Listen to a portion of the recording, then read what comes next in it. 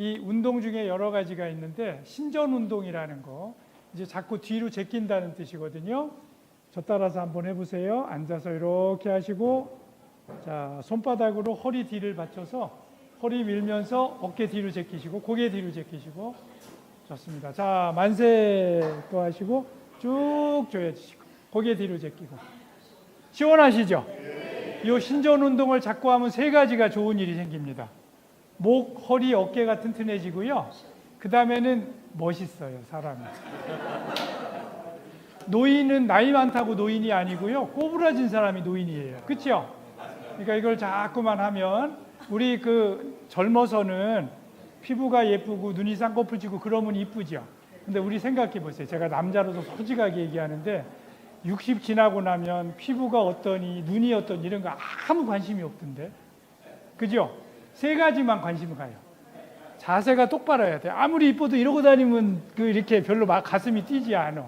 그 다음에 얼굴에 찡그려가지고 화내고 있으면 보기 싫어요. 그렇죠? 그 다음에 몸이 너무 마르거나 너무 뚱뚱하면 그러면 별로 정이 안 가. 요 세 가지 아셨죠? 나이 들어서 멋있는 사람이 되려면 자세가 똑바를 것. 몸이 적당히 퉁퉁할 수도 있고 날씬할 수도 있는데 아주 마르거나 너무 뚱뚱하면 안 돼. 세 번째는 항상 싱글싱글 웃고 다니셔야 됩니다. 그분의 대표적인 교수님이 이분이십니다. 보세요. 자, 김철호 교수님. 네. 과찬도 이런 과찬이 있을 수가 없죠, 그렇죠? 제가 오늘 김태균 교수가 하라고 그런 제목이 이런 겁니다. 정확히 무릎 수술 후 무릎 이외에 발생할 수 있는 문제들. 교수를 뭐 한 40년 했는데 이게 처음 해보는 강의입니다. 이게 제가 그래서 오늘 조금 뭐 더듬거릴 수도 있고 그런데 좀 잘 봐주십시오.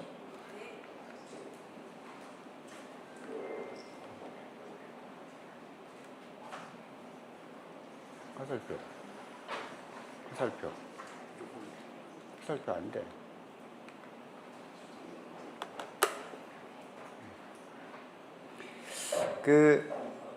다음 슬라이드가 이런 거거든요. 수술은 신호등이 없는 8차선 도로를 무단 횡단하는 것과 같다.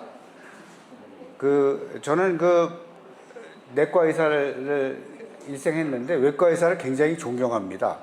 굉장히 위험한 직업이 외과 의사예요, 사실. 여러분들 서울대학교 병원이 뭐가 잘한다고 그랬죠? 분당병원 생기기 전에 서울대학교 병원은 뭐를 잘하고 삼성병원은 뭘 잘하고 아산병원은 뭘 잘한다고 그랬나요? 서울대학교 병원은 진단을 잘하고 아산병원은 수술을 잘하고 삼성병원은 영안실이 좋다고 옛날에 그랬던 이 있습니다. 그게 한 2000년대 초반 일인데 그래서 분당서울대학교 병원도 수술을 잘하는 병원이 되자 이렇게 얘기를 처음에 해서 그렇게 유지해서 지금의 분당서울대학교 병원이 있지 않나 이런 생각이 드는데 제가 그런 말을 많이 했어요. 수술을 잘하는 병원이 되자. 근데 저는 항상 이렇게 생각했거든요. 수술은 무단횡단하는 거하고 똑같다. 굉장히 위험한 일인데 이제 서전이 그걸 짊어지고 일을 한 거죠. 자신이 아무리 주의한다고 하지만 언제든지 예측할 수 없는 일이 발생할 수 있습니다. 이제 주의를 계속 해야지 되는 거죠. 그래서 오늘 무슨 주의를 하고 무슨 예측할 수 없는 일이 생기는지 이런 것들을 말씀드리려고 합니다. 여기서 수술하실 예정에 계신 분들이 있으시면 오늘 굉장히 겁을 먹을 텐데 뭐 그렇지 않을 겁니다. 혹시 수술 예정이신 분 있으십니까, 많이? 예. 수술한 사람들은 다 이런 과정을 지나간 거죠. 그러니까 뭐 큰 문제는 안 될 겁니다. 이거는 이제 수술의 위험성을 결정하는 인자 이래갖고 책에 나온 거예요. 그래서 이제 이거는 환자 인자가 있고 그 다음에 수술의 인자가 있습니다. 그래서 환자 인자는 나이가 많거나 그 다음에 동반 질병이 많거나 운동 능력이 감소되어 있는 노쇠한 분들 그리고 빈혈 등이 있으면 수술 위험성이 증가한다고 되어 있습니다. 근데 이제 TK에서 하는 무릎 수술은 대개의 경우에 앞에 네 가지를 동반한 분들이 굉장히 많아요. 그래서 연세가 많으시고, 그러니까 그렇기 때문에 동반 질병, 뭐 당뇨나 고혈압 이런 것들이 있고, 그 다음에 약간 근육량이 떨어져 있는 그런 분들이 굉장히 많습니다. 그렇기 때문에 꽤 고위험군들이 꽤 있습니다. 두 번째 수술 인자는 그 응급수술이 훨씬 위험합니다. 우리가 이제 날짜 정해서 하는 수술, 그걸 제가 그냥 택일 수술이라고 그랬는데 맞는 말인지 모르겠어요. 날짜 정해서 하는 수술보다는 응급수술 위험성이 훨씬 많고요. 그 다음에 수술 시간이 오래 걸리는 수술, 그런 게 위험성이 많아요. 그리고 출혈이 많은 수술, 당연하겠죠. 그리고 심혈관 질환 수술이 위험성이 많은데, 그러면 정형외과에서 하는 수술은 어디에 속하냐? 그 위험성이 제일 높은 수술, 제일 중간, 제일 작은 수술, 그러면 중간쯤 속하는 수술이에요. 그렇기 때문에 그 TK에서 수술하는 거는 고위험군을 중간 위험의 수술을 하는 거다, 이렇게 이해하시면 되겠습니다. 그렇기 때문에 꽤 위험성이 있는 겁니다. 이건 뭐 당연한 거지만 그 수술 후 발생할 수 있는 문제는 우리가 예측 가능한 것과 불가능한 게 있습니다. 보통 예측할 수 있는 것과 불가능한 것, 그리고 치료가 쉬운 것과 어려운 것, 그리고 치명적인 것과 사소한 것, 이렇게 있는데, 예측이 불가능하고 치료가 어렵고 치명적인 건 거의 없어요, 사실. 오늘 이따 말씀드릴 폐동맥 색전증 이런 정도가 있을 수 있지 크게 없기 때문에 그렇게 수술에 크게 부담을 갖지 않으셔도 될 겁니다. 이게 이제 오늘 말씀드릴 내용인데 굉장히 많죠. 그래서 제가 오늘 좀 잘 추려서 하긴 해야 할 것 같은데, 5가지 문제가 있습니다. 수술 후 발생할 수 있는 문제들은. 그래서 처음에 노인이 항상성 유지 능력, 그러니까 우리 몸에 혈압이라든가 체액이라든가 뭐 체온이라든가 이런 걸 유지하는 능력이 감소하기 때문에 생기는 문제들이 있고요. 두 번째는 수술하고 나서 못 움직이기 때문에 생기는 문제가 있고, 세 번째는 약제의 부작용에 의해서 생기는 문제가 있고, 네 번째는 입원할 때 뭐 마취하고 주사 놓고 환자를 찝쩍거리기 때문에 그래서 면역력이 떨어져서 생기는 문제가 있고, 다섯 번째는 환자가 기존에 갖고 있던 질병이 악화하거나 또는 그 증상 없이 남아있던 것이 그 증상을 발현하는 현시화하거나 이런 것들이 있는데, 부정맥, 심부전, 당뇨, 천식 이런 것들이 수술 후에 나빠지는 게 대표적인 것이 되겠습니다. 그러면 너무 많기 때문에 중요한 것만 뭉뚱그려서도 얘기할 수 있고 이렇게 되겠습니다.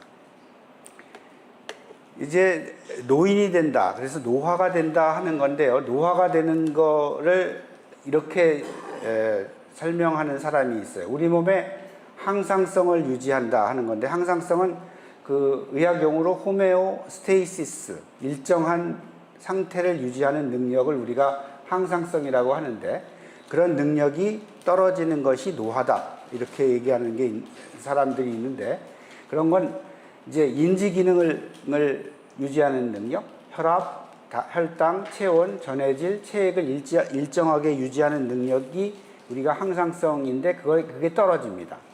그걸 노화라 그러고, 수술이라는 거나 급성 질병이 걸리면 인위적으로 또는 질병에 의해서 항상성 유지 능력이 확 떨어지게 되지요. 그래서 이제 우리가 수술을 하게 되면 항상성 유지 능력을 저하시키는 일을 하게 되는 겁니다. 그래서 이제 제일 수술하고 이제 환자들도 그렇고 보호자들도 그렇고 문제가 생기는 건 선망이라는 거예요. 선망은 자기의 인지 기능을 일정하게 유지하는 능력이 떨어지는 겁니다. 대개의 경우에 약간 평소에 인지 기능이 약간 떨어지신 분들, 그리고 본인은 모르지만 검사하면 알 수 있을 정도의 초기 인지 기능 장애를 가지신 분들이 수술을 받게 되면 이런 선망이 많이 발생합니다. 선망은 기복이 있어요. 아침, 저녁으로 증상이 달라요. 대개 밤에 증상이 많이 생기고 낮에는 멀쩡해요.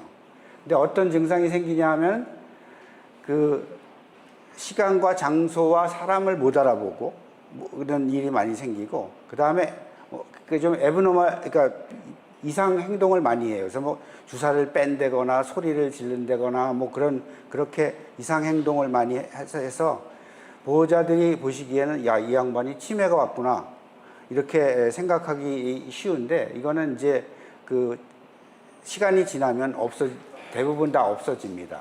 근데 그런 이상 행동을 하지 않고 어떤 환자는 아주 조용해요. 쥐 죽은 듯. 그것도 치매의 일종인데 그러면 의료진이 발견하기가 굉장히 어렵습니다. 그래서 그런 게 있고, 또 하나는 잠을 안 자고 날치고, 또 뭐 환각이나 환청 같은 게 생겨서 뭐 좀 나대고 이러는 게 이제 선망인데, 이 선망이 굉장히 그 의사들도 당황스럽고 보호자들도 당황스럽습니다. 환자는 뭐 당황스럽진 않을 거예요, 아마. 잘 모르니까.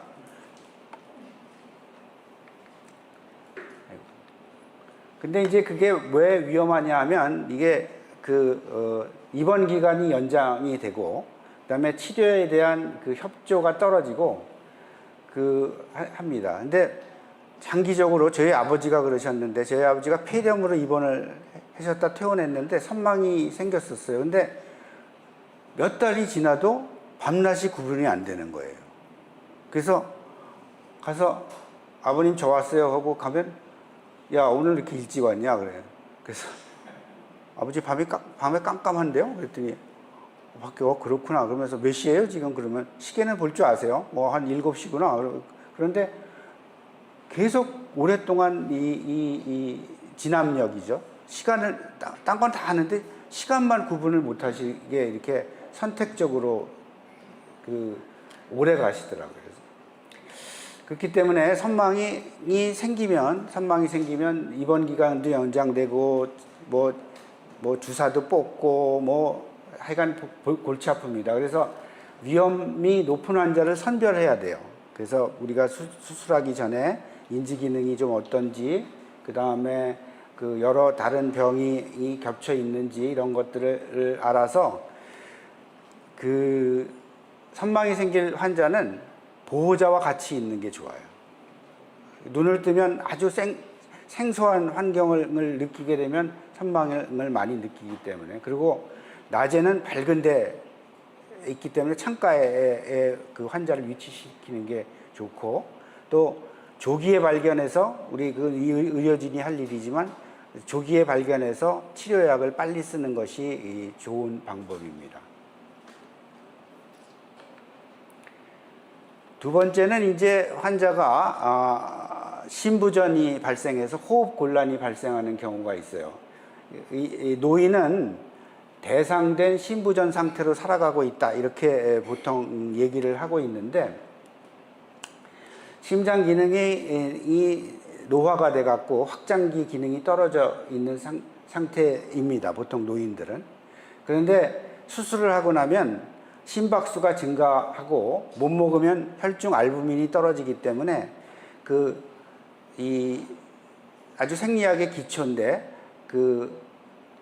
혈관 내의 압력이 올라가고 혈관 내의 알부민이 떨어지면 당연히 이 혈관에서 물이 혈관 밖으로 빠져나가게 돼서 심부전이 생기게 돼서 폐부종이나 늑막 삼출이 생기게 돼요.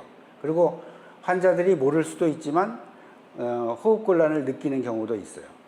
근데 이제 수술 후에 엑스레이를 이제 정기적으로 찍으면 이제 늑막 삼출이나 폐부종이 생기면 사실 환자는 이제 잘 못 느끼는데 의사가 더 많이 의학하고 긴장하는 경우가 많기 때문에, 이제 우리 주기적으로 수술하고 나서는 사진을 찍어서 폐부종이나 늑막 삼출이 있는지 보고 있으면 적당히 이뇨제를 쓰면 해결이 됩니다. 그렇게 아주 심각하게까지 진행하는 경우는 거의 없어요. 그 다음에는 이제 수술하고 나서 고혈당, 신기능 저하, 저칼륨증, 저나트륨증 이런 것들이 생기게 되는데 뭐 의과대학 강의하는 것 같네요. 노인들은 스트레스에 노출되면 그 혈당이 올라갑니다. 그러면 노인만 그러는 게 아니라 보통 사람도 다 올라가는데 노인들이 더 많이 올라가죠. 그 다음에 수술하고 나서 잘 못 드시게 되면 그 체액이 감소해서 신장 혈류가 감소되면 콩팥 기능이 급격히 악화하는 경우가 있고요. 그래서 그렇게 돼서 그 탈수가 계속되면 몸 안에 칼륨이라는 전해질이 떨어지게 되고, 칼륨이 떨어지면 이제 근육에 힘이 없어지고 이렇게 됩니다. 그 다음에 스트레스를 많이 받는 거죠. 이제 수술하고서 스트레스를 많이 받게 되면 그 몸 안에 그 항이뇨 호르몬이라는 것이 과다 분비돼서 저나트륨증이 생기게 돼요. 뭐 이것 때문에 생명이 위험한 경우는 없지만 하여간 그 수술하고 나서 검사를 함으로써 체액을 적당하게 유지하는 노력이 굉장히 필요하기 때문에 이건 저희가 뭐 수술 후 주기적으로 피 검사를 해서 발견하려고 노력하고 있습니다. 그 다음에 이제 가만히 움직이지 않고 있기 때문에 생기는 건데요. 이 심부정맥 혈전과 폐동맥 색전증, 이게 아주 치명적인 겁니다. 아까 제가 여쭤봤더니 무릎 수술할 때 토니켓을 묶고 하는 환자도 있다고 하는데, 토니켓을 묶으면 이제 정맥으로 피가 안 올라가기 때문에 심부정맥 혈전이 생기고요. 심부정맥 혈전이 생기면 그게 재수없이 떨어져 나가면 이게 폐동맥입니다. 이렇게 폐동맥이 양쪽으로 갈라지는데 그 정맥에서 생긴 혈전이 이렇게 동맥 하나를, 폐동맥 하나를 콱 막게 되는 거죠. 이렇게 되면 잘못하면 급사할 수 있습니다. 그리고 가슴이 아프고 실신을 하거나 호흡곤란이 생길 수가 있는데, 이거 진짜 아주 치명적인 건데, 제가 와서도 한 케이스, 이런 케이스가 있긴 있었습니다.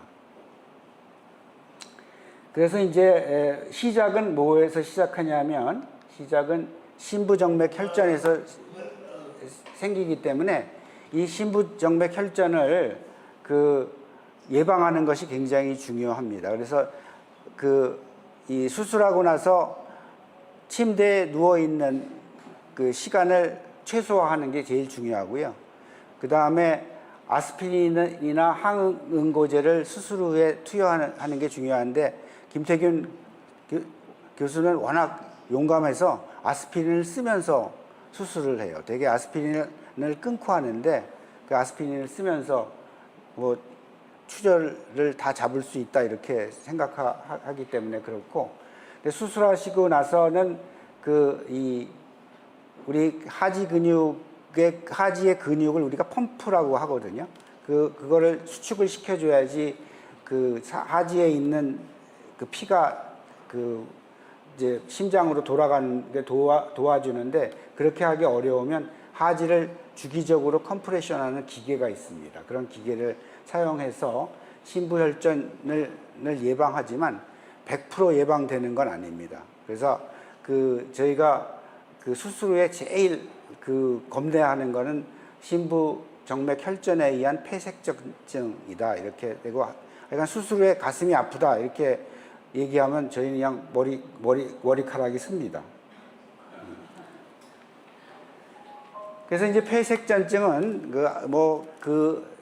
심하지 않는 경우엔 그냥 관찰하는 수도 있어요. 근데 심한 경우에는 우리가 아까 꺼멓게 보였던 핏덩어리를 녹여야 되기 때문에 혈전 용해제를 투여하거나 또는 카테타 관을 폐동맥에 올려갖고 폐동맥 거기 위치시켜서 빨아냅니다. 저희가 혈전을.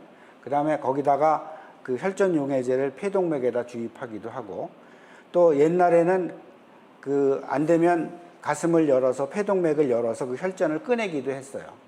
근데 하여간 어떻게 하더라도 폐색전증이 굉장히 심하면 치료를 어떻게 해도 하는데, 수술하고 나서도 일단 폐색전증이 일어나면 수술하고 나서도 심부정맥 혈전을 예방하기 위해서 6개월간 항응고제를 투입하는 게 그게 원칙입니다.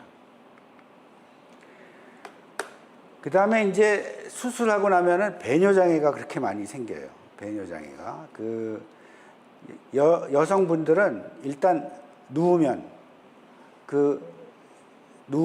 배뇨장애가 생기는 겁니다. 그래서 요실금이 많이 생깁니다. 그러면 여성분들은 수술하고 나서 이거 큰일이다 이거 요실금이 생겨서. 그런데 일어나서 움직이게 되면 요실금이 없어져요. 다행히. 예. 그 다음에 남자는 이제 전립선 비대가 있어서 평소에도 빈뇨가 많이 있는데 또 무슨 다른 약재들이 굉장히 많습니다. 뭐 배가 불러서 뭐 배가 더부룩해서 뭐 먹는 약들, 이런 약들에 항콜린 작용이라는 콜린이 들어있는 항콜린 작용이 있는 약재들이 있는데 그걸 드시게 되면 급성 소변이 꽉 막혀갖고 안 나오는 그런 경우도 있고 그렇습니다. 그렇기 때문에 관찰을 해야 되는데 대개의 경우에 여성분들은 요실금이 생기더라도 수술하고 나서 다시 움직이면은 안 생긴다. 이렇게 아시면 될 것 같습니다. 그 다음에 이런 경우는 거의 없죠. 이런 경우는 무릎 수술하고는 거의 없는데 오래 누워있으면 압창이 생깁니다. 이 압창이라는 거는 옛날에 욕창이라고 그랬던 거죠. 이 압창이라는 건 압창이라는 건 굉장히 이렇게 피부가 까지는 건데 점점 더 까지면 이 밑에 근육도 보이고 이렇게 되는데 이 까지는 원리가 여기 뼈가 돌출된 부분이 있어서 여기를 눌리게 되면 여기 피가 안 가기 때문에 까지는 건데 사실은 피부가 벗겨지는 거는 그 하나의 현상일 뿐이고 그 데미지는 뼈에 가까운 쪽에 많이 데미지를 받는 거예요. 그렇기 때문에 이 압창이 생겼다 그러면 이 피부에만 생긴 게 아니라 이 밑에 있는 조직도 이 근육 조직도 다 데미지를 받았다 이렇게 생각해서 굉장히 이 심각한 겁니다. 그렇기 때문에 되도록이면 한 자세로 누워 있지 않게 자꾸 체위를 변경하고 그렇게 하는 게 중요합니다. 뭐 이런 건 안 생길 겁니다. 무릎 수술하고 나서. 그래서 이제 예방이 중요하고요. 근데 진짜 이제 노인들 중병이 있는 분들은 잠깐 방심하면 생깁니다. 잠깐 방심하면. 그리고 일단 발생하면은 아까 말씀드렸듯이 피부 밑에 조직도 다 괴사가 되어 있는 거기 때문에 사실 재생하는데 굉장히 오랜 시간이 걸려요. 저희 어머니가 한 7, 8년 누워 계셨는데 압창이 2번 생겼는데 제가 압창 치료하는데 아주 도사입니다. 저희 어머니 집에서 제가 한 6개월 동안 체위 변경하면서 압창 치료했던 기억이 나는데요. 그 다음에는 이제 약에 의한 부작용인데 우리가 약을 이렇게 생각하시면 됩니다. 약은 우리 몸에 약이 되는 게 아니에요. 우리 몸에 약이라는 건 아마 잘못 만들어진 거고 치료제라고 얘기를 해야 되고 치료제는 몸에 약이 되는 것이 아니라 독이 되는 겁니다. 그래서 할 수 없이 쓰는 거고 약은 양날을 가진 칼이다 이렇게 생각을 하시면 돼요. 그렇기 때문에 우리가 수술할 때 쓰는 항생제, 그 다음에 진통제, 소염제 이런 것들이 다 양날을 가진 칼로 작용을 하게 되는 거죠. 그래서 이제 수술을 TK에서는 다행히 항생제를 정말 조금 씁니다. 수술하기 전에 한 번 쓰고 수술한 다음에 한 번 쓰고 아마 이렇게 하는데 항생제의 제일 무서운 거는 이제 과민성 알레르기 반응이겠지요. 근데 이거는 뭐 피부 반응과 과거력이 있나 이런 걸 잘 해서 잘 골라야 될 건데 항생제를 오래 쓰면 뭐가 생기냐 하는 건데 항생제를 오래 쓰기면 장애균 교대 현상이 생겨요. 그래서 의학적이긴 하지만 C. difficile라는 세균이 자라면은 얘들이 톡신을 내서 아주 심한 대장염을 일으켜서 그 설사가 막 물같이 나오고 난리가 납니다. 그 다음에 이제 두 번째 많이 쓰는 거는 비마약성 진통제를 쓰게 되는데, 비마약성 진통제 오래 쓰면 저는 100% 위장장애가 생긴다 이렇게 얘기를 합니다. 근데 이제 요새는 콕스트 이니비터라고 그래갖고 위장장애가 없는 진통제가 나왔는데, 그런 것도 뭐 심기능 이상은 생길 수가 있어요. 그래서 피부 발적, 간 기능 이상, 심기능 이상과 부종을 동반하는 고혈압 이런 것들이 생길 수 있기 때문에 그 진통제는 꼭 필요한 만큼만 쓰시는 게 좋을 겁니다. 근데 마약성 진통제가 있는데, 마약성 진통제는 이제 졸립고 메스껍고 그 다음에 변비가 생기고 선망의 원인이 될 수 있기 때문에 이것도 최소한으로 쓰는 게 좋기 때문에, 하여간 모든 약제는 아까 말씀드린 대로 독이 되는 거기 때문에 최소한만 쓰는 것이 내과 의사로서는 좋다고 생각을 합니다. 그 다음에 이제 입원 기간 중에 처치에 의해서 생기는, 환자를 자꾸 찝쩍거리기 때문에 생기는 건데요. 그 주사를 놓으면은 주사 놓은 부위에 정맥염이 생깁니다. 이 정맥염은 생기면 거기에서 그 폐혈증의 원인이 되기 때문에 뭐 이 주사를 한 군데에다 주사를 오래 놓고 있는 건 좋지 않고요. 그 다음에 여기서는 뭐 TK에서는 수액을 그렇게 오래 사용하지 않기 때문에 큰 문제는 없을 걸로 생각이 됩니다. 또 그다음에 그 척추 마취를 하지 않고 전신 마취, 기관지 삽관 후 전신 마취를 하게 되면 그 기관지 확장증이나 이런 게 있는 분들에서는 폐렴이 발생할 수 있기 때문에 그런 고위험군에서는 더욱더 자세히 엑스레이를 체크하는 것이 좋고, 의심되는 경우에는 조기에 항생제를 투여할 필요가 있고요. 그 다음에 면역력이 떨어지기 때문에 대상포진이 발생할 수도 있습니다. 거의 다 됐습니다. 굉장히 많은 내용을. 그 다음에 이제 기존 질환을 악화시킬 수가 있어요. 아까 말씀드렸던 심부전이 악화되는 것도 뭐 물론인데, 심방세동이 없던 환자가 심방세동이 생긴다든가, 당뇨 있던 환자들이 당뇨가 악화된다든가 이런 것들이 있기 때문에 수술하기 전에는 이런 기존 질환이 뭐가 있는지를 꼭 파악해서 수술 후에 잘 대처하도록 해야 될 것 같습니다. 아까 말씀드렸듯이 수술 후에 발생할 수 있는 문제는 예측할 수 있는 것과 예측할 수 없는 것이 있습니다. 그렇기 때문에 선망이나 폐색전증은 저희가 예측하기가 참 어려워요, 사실은. 근데 뭐 선망은 예측이 약간 되긴 하지만 폐색전증은 예측하기가 어렵고, 대부분 치료가 쉽습니다. 대부분 치료가 쉽고 치명적인 것도 아주 극소에 불과합니다. 그래서 저희가 수술 후 오늘 장황하게 말씀을 드렸지만, 수술 후 발생할 수 있는 문제점은 저희가 다 대처하고 예상할 수 있긴 하지만, 폐색전증과 선망은 조금 예측하기가 어렵고, 그거는 잘 대처를 해야 되는 그런 카테고리에 속하는 겁니다.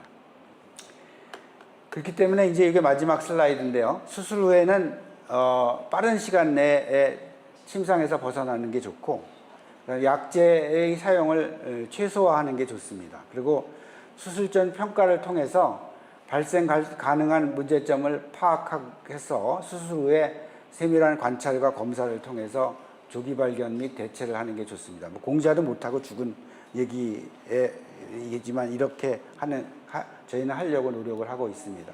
이상입니다. 감사합니다.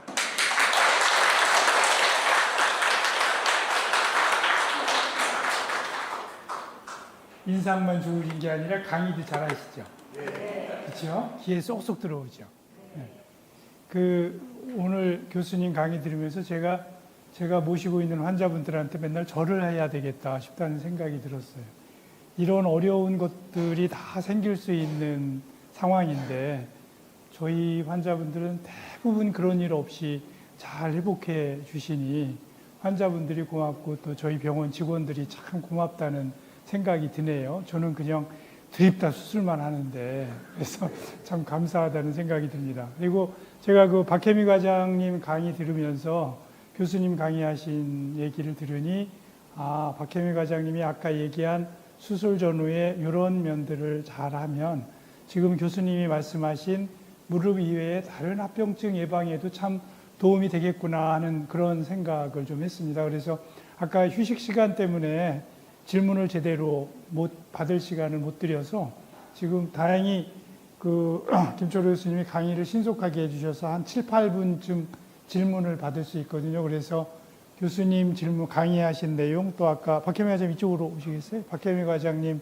질문한 내용 강의하신 내용 중에서 혹시 궁금하거나 이런 내용 한번 누구든지 네네 마이크 좀 드리겠습니다.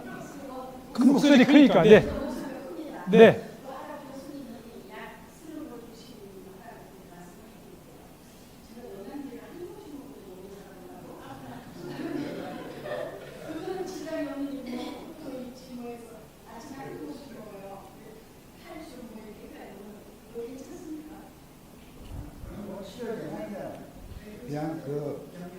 그냥 약에 속하는 것도 아닌데 대부분 다 그걸 많이 잡수신다고 효과가 있는 건 아니에요.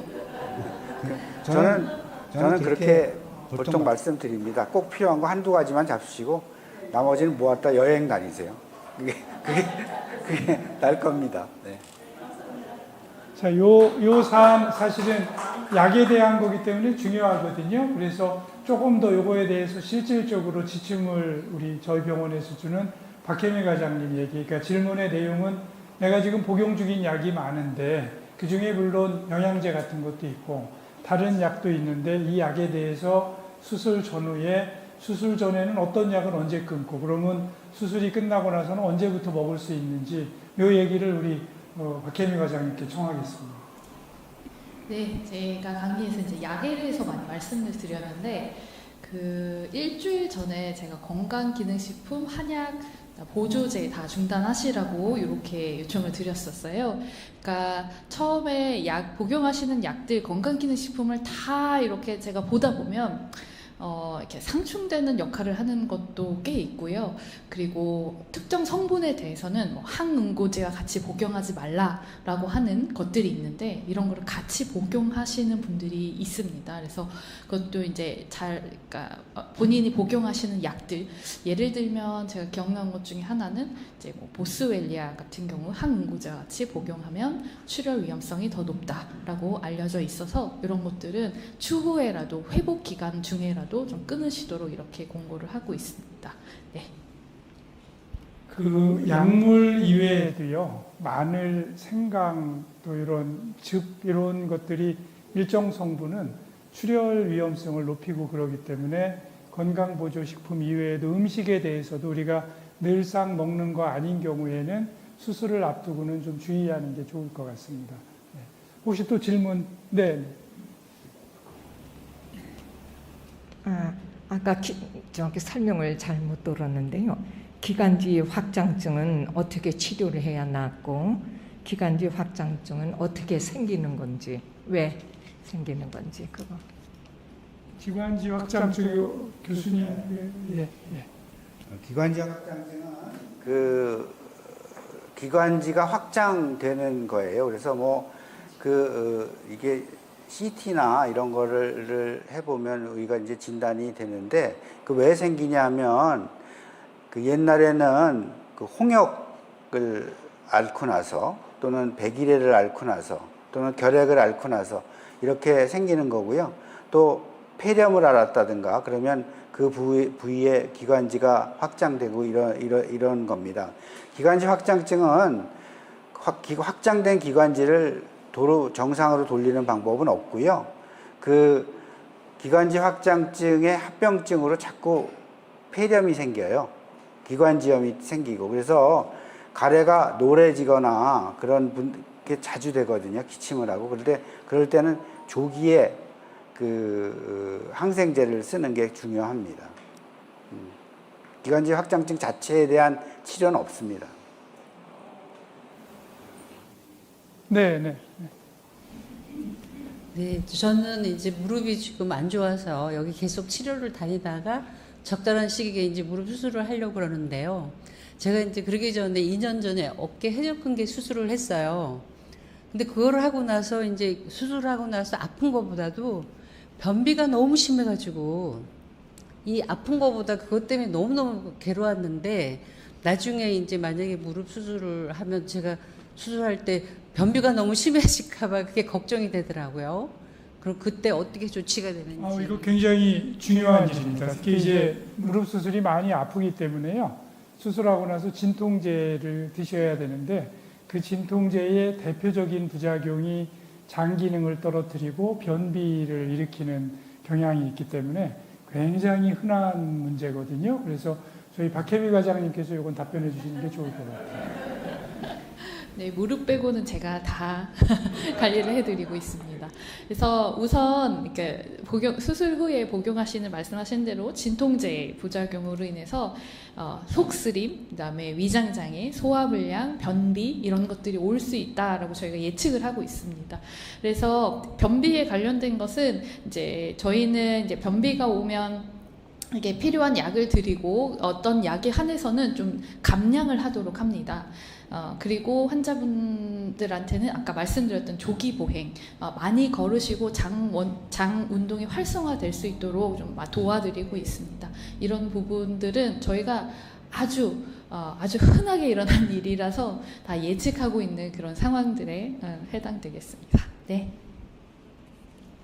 자, 이제 제가 이 말씀을 김철호 교수님께서 해주신 얘기입니다. 이제 김철호 교수님이 우리나라의 노년의학을 처음 일본에서 동경대학에 유학해서 하셨고, 여러분들 지금 잘 방송에서 많이 보는 정의원 교수님의 스승이시거든요. 그래서 이제 그때 정의원 노인 문제에 대해서 저희가 이렇게 말씀을 드렸더니 교수님께서 해주신 얘기가 있어요. 우리가 주위에서 볼 게 있다. 우리 의사들이 볼 때는 개별 연세 드신 분들이 이것도 문제 저것도 문제 굉장히 문제 있는 것 같지만 사실들은 노인들은 자기 삶에 있어서 역전의 노장이다. 다들 나름대로 자기 살아가는 방법을 터득하고 계신 분들이기 때문에 그런 부분들을 우리들이 알고 있는 한두 가지 의학적 지식을 가지고 이렇게 평가하고 함부로 그 흐름을 깨트리면 위험할 수 있다. 이런 말씀을 하셨던 기억이 있거든요. 그래서 제가 저희 병원에 무릎 인공관절하는 분들의 평균 나이가 72세쯤 돼요. 예, 서울대학병원에서가 69세 이렇거든요. 그러니까 저희 병원은 다른 병원보다 훨씬 더 연세가 높고 80 넘은 분들 한 달에 저희가 한 30분 정도는 80 넘은 분들을 수술을 해요. 얼마 전에 90 넘은 분들을 해드렸고 그런데도 불구하고 심각한 문제 없이 제 기억에 지금까지 근 10,000명 되는 분을 해드렸는데 한 분 돌아가셨어요. 그리고 그 위에 심각한 합병증은 없었고 그래서 그게 저희가 이렇게 지금 들으신 것처럼 수술 전에 대비를 철저하게 하고 수술 후 관리를 잘하고 저희 의료진들이 설명을 잘 드리고 또 환자분들과 가족분들이 그것을 따라서 해주면 대부분은 별 문제 없는 것 같습니다. 그래서 이제 제가 이런 비유를 드리거든요. 수술할 때 무섭지요? 그러면 다 걱정하시거든요. 어떻게 안 무섭겠어요? 그러면 제가 그렇게 얘기해요. 미장원 갈 때 무서워하세요? 네. 미장원 갈 때 왜 무서워요? 아니 미장원에 가면 칼도 쓰고 가위도 쓰고 그러는데 저희도 수술할 때 칼 쓰고 가위 쓰는데 저는 칼 쓴 지 30년 됐고 제가 잘하는지 못하는지 감시하는 사람도 있고 그런데 그 미장원에 가면 배운 지 6개월 된 20대가 하는데 그건 왜 안 무서워하고 수술은 무서워하냐고 이렇게 설명을 하면 좀 이상한 사람이네 이런 얘기를 하세요. 그래서 또 이렇게 설명을 해요. 어차피 다 잘 나으실 건데 수술을 하는 게 무서워하면 누구 손에? 자기 손에, 나만 손해다.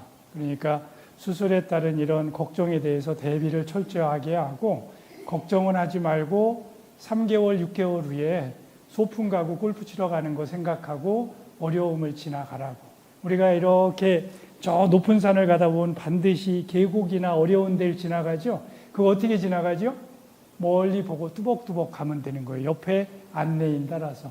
여기 안내인들 계시고 저희 눈만 뜨면 하는 게 수술인 사람들이 있고 그러니까 여러분들은 저희들이 이렇게 알려드리면 잘 따라서 하시고 그리고 가시면 되는 거라고 저는 생각을 합니다. 동의하시죠? 네. 그럼 이제 멋진 강의해 주신 두 분께 박수로 환영하겠습니다.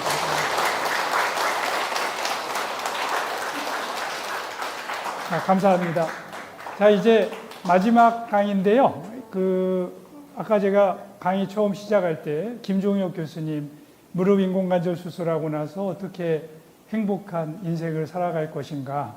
사실은 이런 강의 들으면 저게 뭔가 이렇게 생각하실 수 있습니다. 그런데 한번 잘 생각해 보세요. 이 세상에 변하지 않은 사실이 있어요. 우리는 이 세상에 태어났고 그리고 반드시 어느 때가 되면 가요. 그렇죠?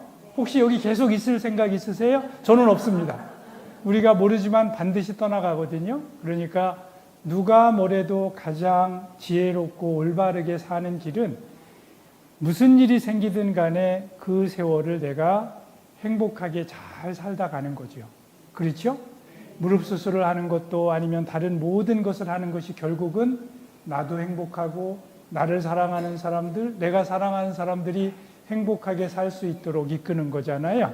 제가 오늘 아까부터 여기 한 분 한 분 다 기억하는데 아까부터 제가 여러분들과 함께 박수를 쳐드려 청해하고 싶은 분이 계세요. 요 옆에 맨 앞자리에 저는 이 관계가 어떻게 되는지 모르는데 휠체어에 앉아서 오래 이렇게 몸이 불편하신 것 같고 어머니가 여기 와서 앉아 계신데 잘 참고 있죠. 그렇죠. 그리고 이 아들도 장하고 왜냐하면 우리가 하는 얘기 본인이 흥미로울 얘기 별로 없을 거거든요.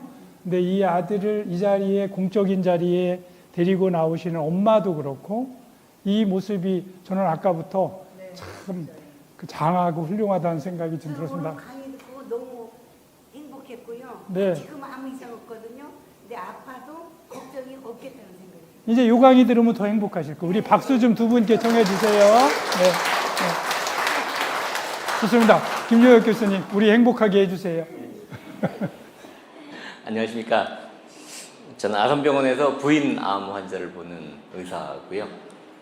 어찌어찌 하다 보니까 제가 환자를 열심히 보기보다는 병원 매니지먼트를 좀 하고 그러다가 요즘에는 그냥 인문학 강의, 뭐 역사 강의라든지 리더십 강의라든지 뭐 이런 행복 강의라든지 이런 걸 이제 하고 다니게 되는데 사실 분명한 사실이 있습니다. 아까 제 강의를 들으면 더 행복해진다고 그러셨는데 행복 강의를 듣고 더 행복해지는 사람은 사실은 굉장히 유명한 행복 강사도 잘 없다고 봅니다. 그러니까 너무 크게 기대하지 마시고 행복 강의를 듣고 행복해지는 게 아니라 그리고 제가 그렇게 뭐 어마어마한 명강사도 아니거든요. 그러니까 행복 강의를 듣고 행복하리라고 너무 크게 기대하지 마시고 제가 하는 얘기를 듣고 말 된다 하는 정도로 해주시면 좀 편안히 생각하시고 강의를 들어주셨으면 좋겠어요. 사실은 이런 제목을 오늘 제가 처음 받아서 오늘 실은 건강이니 행복이니 이런 주제로 강의를 여러 번 하기는 했지만 무릎 수술이 끝난 후라는 단서가 앞에 이렇게 붙어 있는 강의는 이제 처음이거든요.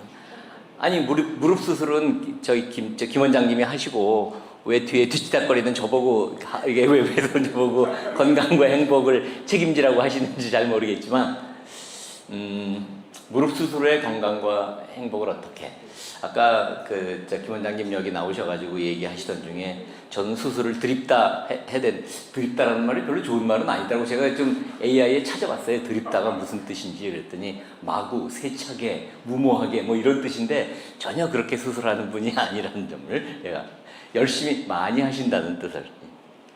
그래서 이제 무릎 수술이 끝나면 뭐가 달라질까? 일단은 제목에 충실해서 한번 좀 말씀을 드려보려고 해요. 무릎 수술 하신 분 계십니까? 예. 뭐가 달라지던가요? 행복해졌어요. 그냥 무릎 수술 자체만으로 그냥 행복. 그 이유가 있으실 것 같은데. 아픈 거지. 안 아프니까. 네, 안 아파서. 또 다른 무릎 수술하고 뭐가 달라지시던가요? 네? 수술하기 전에 많이 겁도 먹고 네. 근데 나이 많은데도 수술했는데 너무 효과가 좋은 것 같아요. 네. 성격이 밝아지고. 그러니까 그냥 무릎 수술만 해도 건강해지고 행복해졌는데 뭘 더 얘기를 하라고 잘 모르겠어요. 아무튼 그걸 이제 통증이 일단은 없어진다. 네. 통증이 없어지면서 통증이 없어지면 이제 이동의 자유가, 사실은 어깨가 아프든 고관절이든 뭐 관절 수술을 하면 일단은 자유로워진다. 이 행복의 굉장히 중요한 조건이 자유잖아요. 자유. 어디 마음대로 갈 수 있는 것, 누군가를 안아줄 수 있는 것, 손녀를 번쩍 들 수 있는 것, 뭐 이런 것들이. 예. 그 다음에는 이게 이제 아프고 이 무릎 때문에 잘 어디 못 가고 그러면 짜증이 나는데, 이 짜증이 나던 게 없어질 것 같아요. 그죠? 행복해진다는 말씀이 아마 그 짜증이 없어진다.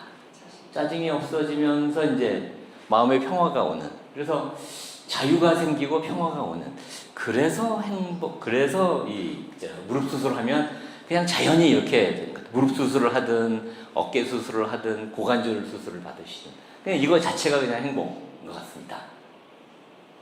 꼭 무릎 수술만 그러냐? 사실은 이제 제 얘기를 조금, 강의는 원래 자기 얘기를 하는 거라고 그러지, 제 강의 들은 분들도 여기 많이 계실 겁니다. 제가 늘 하는 얘기고, 제가 이 옆에 서서 이렇게 하게 된 이유가, 저는 이제 2010년 4월에 저런 수술, 이게 이제 제 몸에서 뛰어난 거의 일부를 제가 여기 올린 건데, 저는 이제 이런 흑색종이라는 병이 생겼습니다. 이게 제법 심각한 병이에요, 이게. 우리나라에서 그때 당시 한 200명 생기고 100명은 죽고 뭐 그런 병이었거든요. 그래서 수술해가지고 이렇게 광범위 절제도, 실력이 손가락에 생겼지만 이게 손가락이나 굉장히 작게 시작합니다. 아마 흑색종 많이 들어보셨을 거예요. 흑색종이 생기면 굉장히 골치 아픕니다. 광범위 절제도 하고, 이렇게 수술 기록제, 피부 이식도 하고, 그리고 조직 검사진데 이제 조직 검사를 했더니 클라크4 수준이다. 이게 이제 클라크4라는 게 사기라는 말은 아니지만 그 치명 깊이가 깊어서 이 정도면은, 제가 주치의쌤한테 5년 생존율이 얼마나 되나요? 그랬더니 한 55% 정도 됩니다. 근데 55%는 제가 저때가 48이었거든요. 15년 전에 48이니까 지금 나이도 제가 대충 나오죠, 제가. 그래서 이제 그다음부터 사는 게 많이 달라졌죠, 저도. 그래서 원래는 환자 열심히 보는 의사였다가 그때부터 이제 몇 년 못 살지 모르니까 환자를 열심히 보기보다 뭐 좀 다른 일을 해야지. 그래서 이제 저도 이제 수술을 이렇게 암을 치료하고 나니까 암이 다 나은 다음에 달라지는 거가 뭘까? 여기 암 치료 받아보신 보신 분도 계시죠, 여기? 암 치료 받고 다 나았다, 이제 그런 분 계십니까? 안 계신가 보네. 아무튼, 혹시라도 암이 생겼다가 없어지면 저는 그렇게 정기적으로 검사받고 그 검사 결과 기다리고 그게 참 싫었어요. 그래서 이제 저도 암 환자를 보는 의사니까 환자분들이 제일 걱정하는 게 검사하고 나서 그 일주일 뒤에 검사 기다리는 거, 그걸 너무나 불안해 하십니다. 그래서 제가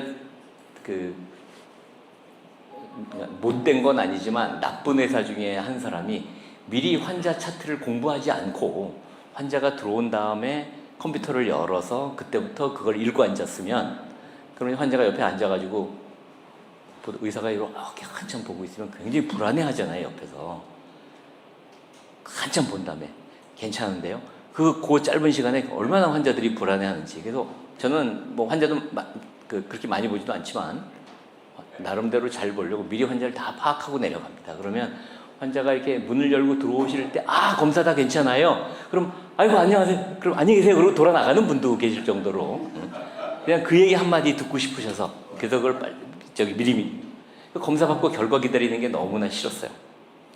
그래서 그게 검사를 지금은 이제 안 받으니까 10년 넘어서 죄송합니다.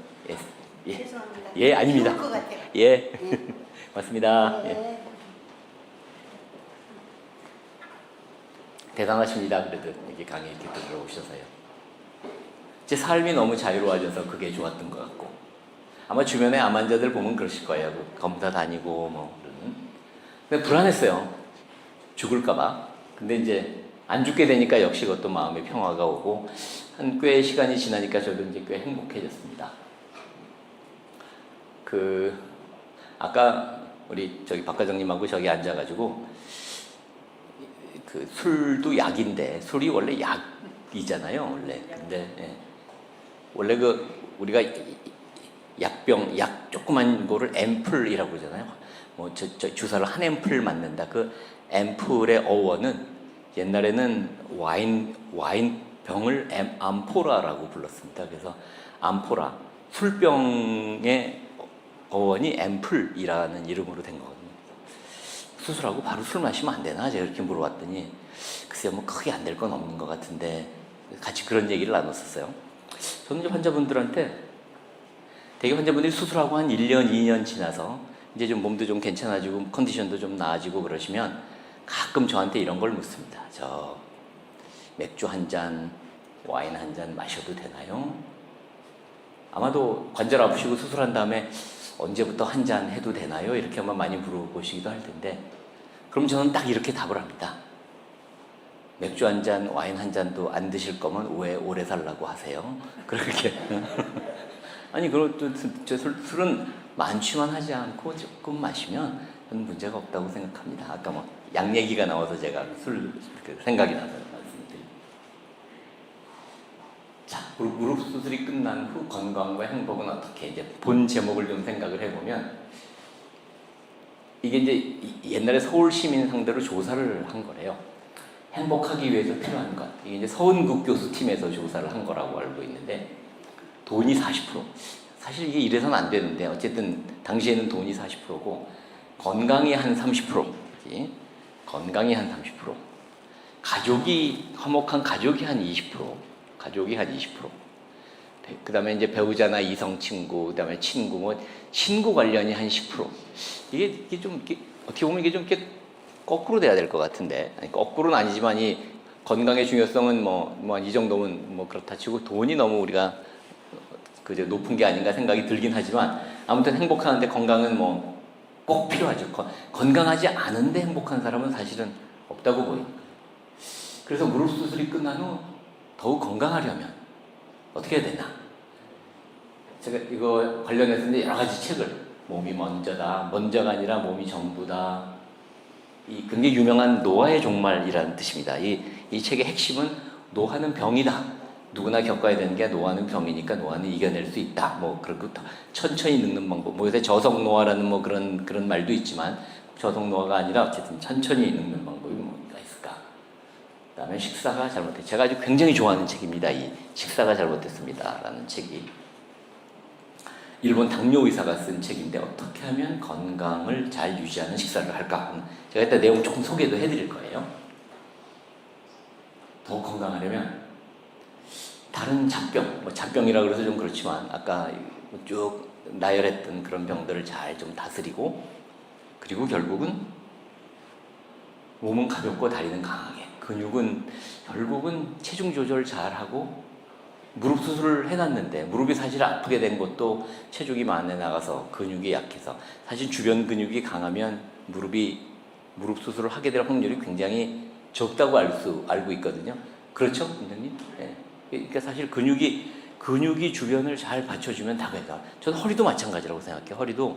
허리 주변 근육이 강하면 뼈가 어느 정도 좀 문제가 생겨도 그걸 잘 보완할 수 있고, 그런데 이제 체중은 늘어서 부담은 더 늘어나는데 그 근육은 약해지고, 그러다 보니까 이제 허리가 계속 아프고 무릎도 아프고 다리도 아픈 이런 일이 생기니까 몸은 가볍게 하고 다리는, 그래야 계속 무릎 수술을 해놨는데 못 걸으면 안 되니까 열심히 잘 걷고 안 아파야 되니까, 그러려면 이제 이런 게 필요하다고 생각이 듭니다.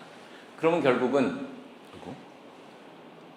건강하려면 이제 운동, 식사, 약, 그리고 이제 그거에 관련해서 뭐 수면이나 또는 뭐 약하고 같이. 먼저 약 얘기를 먼저 해보면, 아까 왜 질문을 약을 많이 드신다고 그러셨잖아요. 약을 많이 드시는 게 전 상당히 좋다고 생각합니다. 다만, 저도 약을 상당히 좋다는 걸 많이 먹는데, 다만 거기서 이제 뭐 외국의 어떤 억만장자는 굉장히 약을 한 달에 1억 원어치씩 영양제를 먹는다. 그건 너무 좀 과하다 하지만, 어쨌든 그 사람은 지금 나이가 60인데 30대처럼 보인대요. 그러니까 굉장히 많이 젊어 보이시는 것 같은데, 그죠? 약 많이 드시는 건 전 좋다고 생각해요. 다만 어떤 약을 드시느냐가 굉장히 중요하거든요. 그래서 약을 많이 드셔도 근거 없는 약들이 많잖아요. 왜 TV 보면 요새 약 파는 거 보면 그 약 먹으면 뭐 뭐든지 다 날 것 같은데 옛날 그 약장사 같은 그런 약들이 많지 그런 약들도 그런 약을 많이 드시기보다는 정말 본인한테 필요한 약은 아끼지 말고 드시라고 저는 말씀을 드리고 싶어요. 제가 외래에서 콜레스테롤 약 좀 드셔야 되겠습니다만 어떻게든지 콜레스테롤 약을 안 드셔보고 운동이나 뭐 식사로 해보시겠다면 사실 운동이나 식사로 콜레스테롤 잘 안 떨어집니다. 전체 영양의 10%밖에 없고 유전적 영향이 굉장히 크기 때문에 콜레스테롤 약은 그냥 약 먹으면 잘 떨어지고 전 콜레스테롤 약을 30대 후반부터 먹었는데 그렇게 약을 먹으면서 친구한테 물어봤어요. 카디오를 심장내과 하는 친구한테 물어보니 야 이거 콜레스테롤 높은데 이거 뭘 좀 덜 먹어야겠고 뭐 어떻게 해야 되냐 그러니까 그냥 맛있는 거 다 먹고 약 먹어 그러더라고 저한테. 그래서 그냥 그렇게 하고 있습니다 저도. 그래서 항상 지금 한 140 정도 콜레스테롤 총 콜레스테롤 그 정도 유지를 지금 20여 년간 계속 해왔고 그래도 고혈압약도 그래요. 고혈압약도 어떻게든지 고혈압약을 안 먹고 좀 버텨보시려고 그렇게 애를 쓰시는데 그것도 그렇지 않다고 생각해요. 저는. 고혈압이 조금 혈압이 높으면 바로 고혈압약을 드셔서 그 혈압을 정상 혈압을 유지해야 그리고 혈압이 높은 그런 순간들이 없어야 그래야 그 혈관을 잘 보존할 수 있고 결국은 오래 건강하게 사는 사람들한테 중요한 건 혈관 건강이고 당뇨도 역시 마찬가지로 당뇨가 있을랑 말랑 하면 얼른 당뇨약을 드시는 게 전 당뇨는 없습니다. 근데 당뇨는 없지만 한 5년 전부터 그냥 당뇨약을 먹고 있어요. 왜냐하면 그거는 예방적으로 먹는 게 아니고 웃으시는데 당뇨약을 먹는 이유는 혈당 피크를 방지하기 위해서 이 탄수화물을 먹으면 혈당이 쫙쫙 올라가잖아요. 그러니까 그거를 그러지 않게 하려고 항상 당뇨 환자들이 먹는 탄수화물을 많이 먹게 되는 날 짜장면을 뭐 안 먹고 살 수는 없으니까 짜장면을 먹는 날은 항상 약을 먹고 짜장면을 먹는다든지 그렇게 충분히 그런 관리를 해야 되는 거. 물론 약이 많아도 좋지만 그 많은 약이 서로 조화가 잘 되도록 약물 조화 클리닉이라고 노년내과에 다 그런 게 있습니다. 거기 가서 필요한 약과 불필요한 약을 잘 가려서 필요한 약을 충분히 드시는 게 저는 맞다고 생각하고요. 그 서울대 가정의학과에서 옛날에 이런 연구가 있었어요. 어떤 사람이 동안인가? 동안 연구라는 아주 유명한 연구가 있습니다.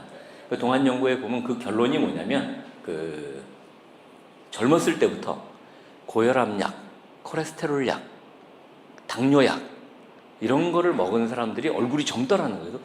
그게 왜 그럴까? 왜 그럴까 했더니 그 고혈압약도 그렇고 콜레스테롤 약도 그렇고 당뇨약도 그렇고 뭔가 빨리 돌아가는 걸 좀 늦추는 올라가는 걸 늦추고 그러는 거다 보니까 그래서 그런 사람들이 좀 덜 늙는 게 아니냐. 이게 완전히 정설이라고 볼 수는 없지만 저는 30대 후반부터 고혈압약하고 콜레스테롤 약을 먹었고 최근 한 10년 가까이 된 것 같아요. 당뇨약 그렇게 자꾸 먹은 게.